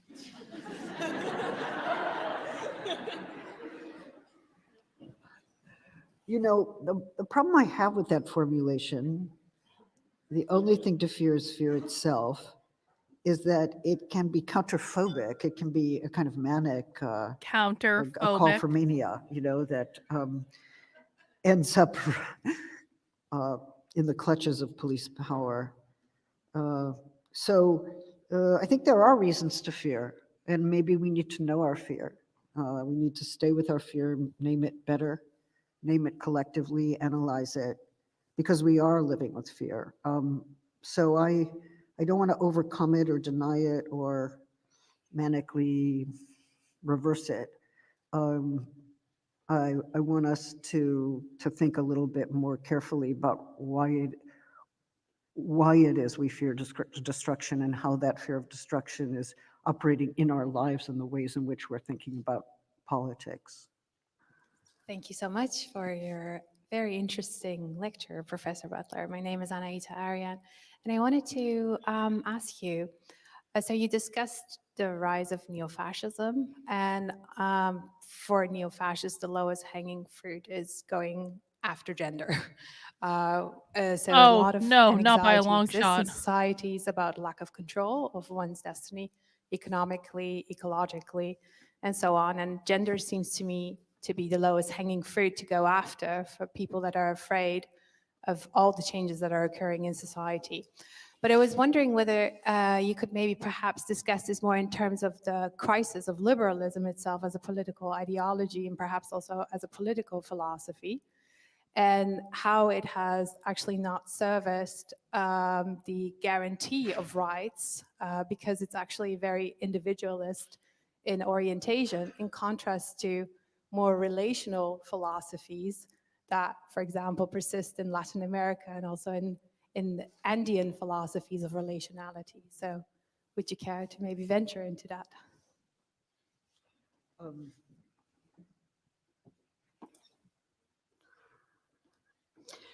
I have two remarks. First, I'm not sure that gender is low-hanging fruit. Was that the phrase? Like, oh, they're going after gender because that's easy. I think they're going after gender because gender strikes people at a level of embodied anxiety, right? If somebody tells you No, that we're talking your about it because entire you way of guys want to understanding abolish your gender. sex, your sexuality, your embodied life is subject to destruction. I mean, then you will respond with fear and anxiety at a somatic level, a social somatic level. So I don't think it's low hanging. I think we might even say that fascist passion always works through fantasy and sexuality and fears about the body and contamination or expropriation, that these are long-standing psychosocial dimensions of fascist incitation. So I don't think it's low-hanging fruit, exactly.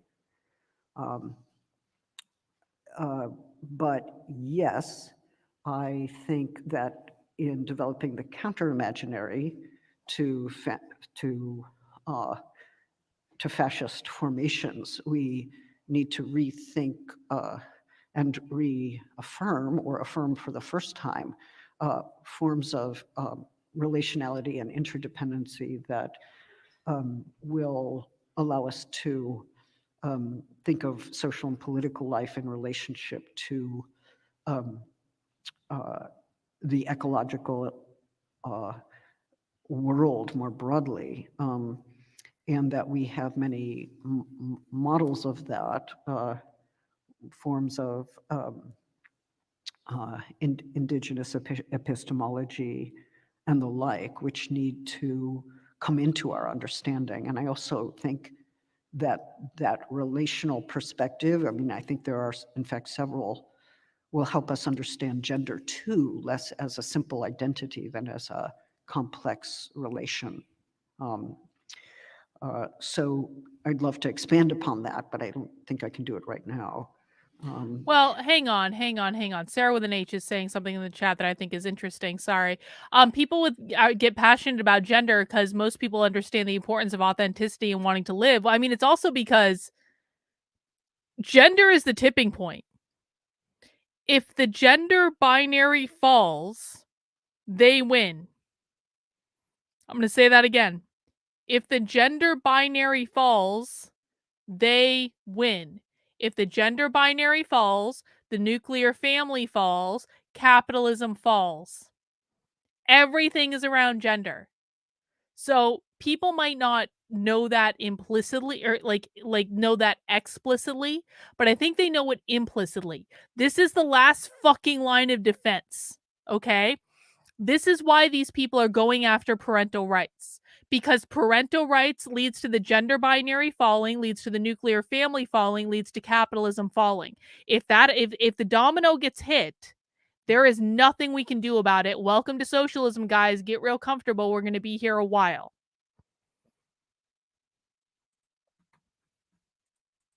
To the extent that you're referring to liberal political philosophy in the classical sense as centered on individualism and individual self-interest, then yes, the idea of the bounded body that is presupposed by the liberal individual is a profound problem for rethinking both freedom and equality in our time.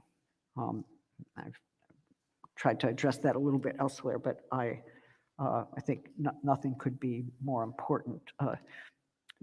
Not in favor of like destroying the individual in the name of the collective, but I think there are certain forms of self-interested individualism that remain methodological presuppositions for so much of the work that is done in moral political philosophy within a liberal frame.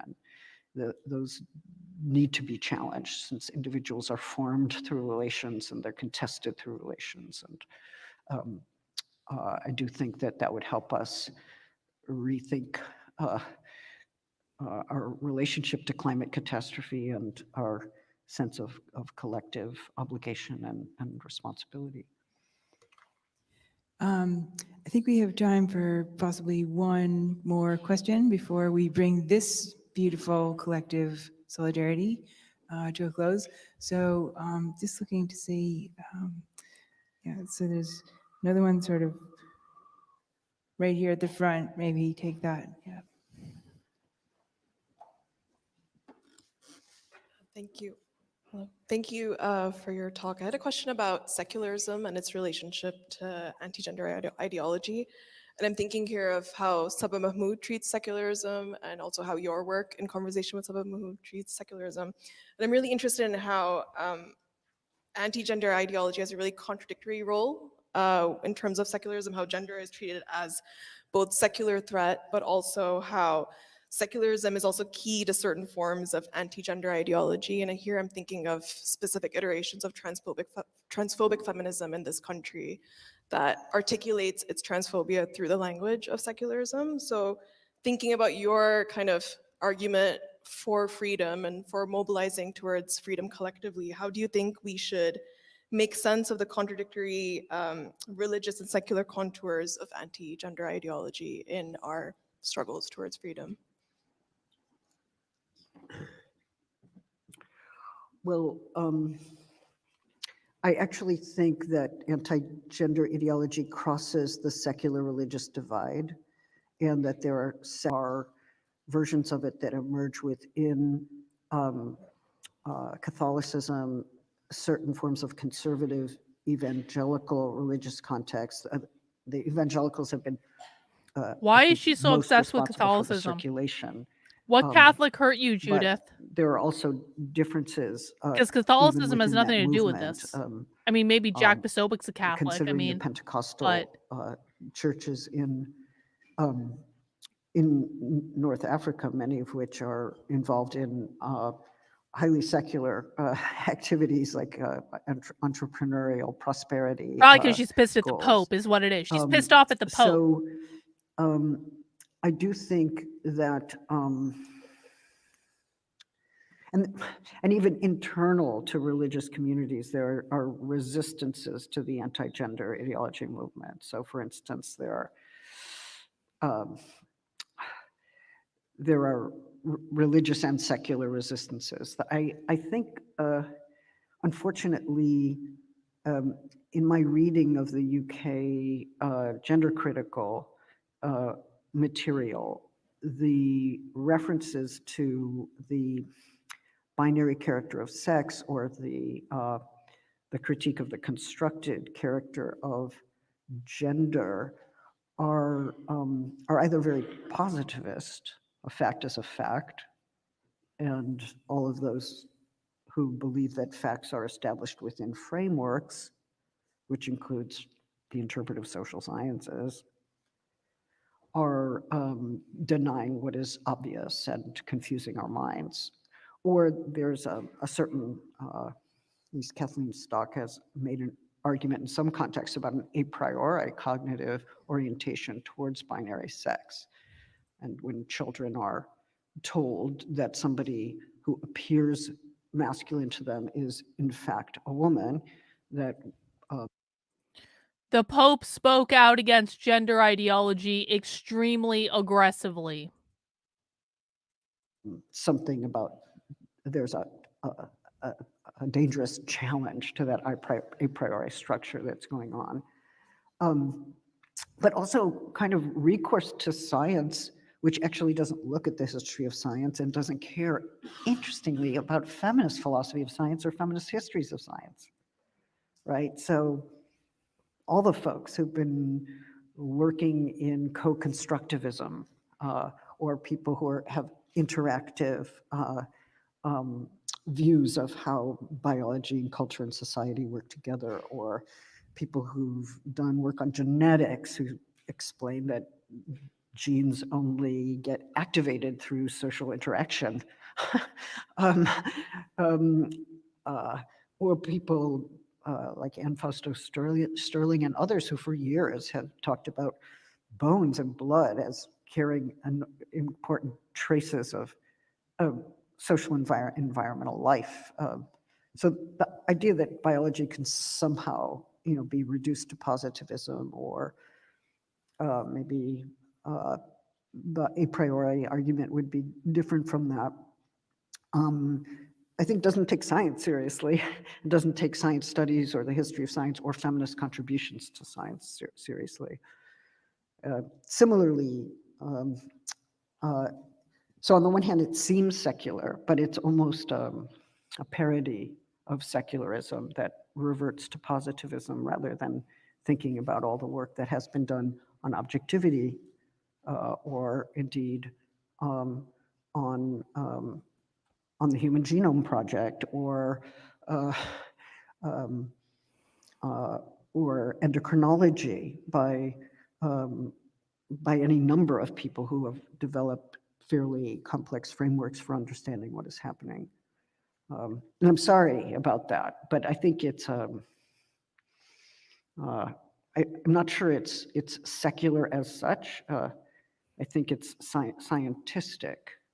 Scientistic. We've heard that from socialists before, and only from socialists. Scientistic. I'm sorry not to be able to go further with a Another perfectly good socialist word. question. Well, I think we can all confirm it's a biological fact that reading you has changed our DNA. And that's a social fact as well. And I just want to thank everyone here for coming. I want to thank the wonderful team who've helped us all tonight. And in particular, I want to thank our fantastic speaker, Professor Judith Butler. Thank you.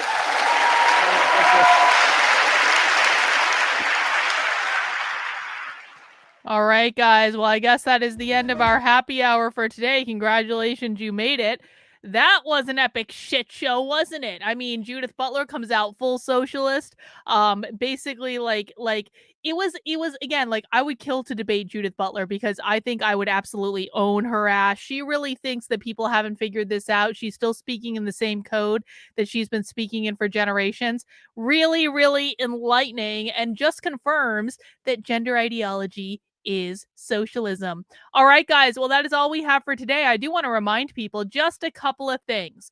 Number one, if you are in the supporter community, remember that movie night starts at 6 p.m. this week. We are starting 2 hours early because it is a double feature. So please make sure to be on the lookout for your invite to the supporter Discord on Sunday if you are if you're not in there already, because I will be sending that out in the newsletter on Sunday. Also, if you are not yet subscribed to my Substack, please do so. It is Carlyn, KARLYN.substack.com. This is the newsletter you'll get on Sunday. It's called the Unwoke Roundup. That will invite you to the supporter Discord, but there's all sorts of other great stuff on there too. I will be back tomorrow for Socialism Saturday at 6 p.m. We're watching a good one from the Socialism Conference. You're not going to want to miss it. In the meantime, take care, guys. Have a great rest of your night, and we'll see you soon. Bye.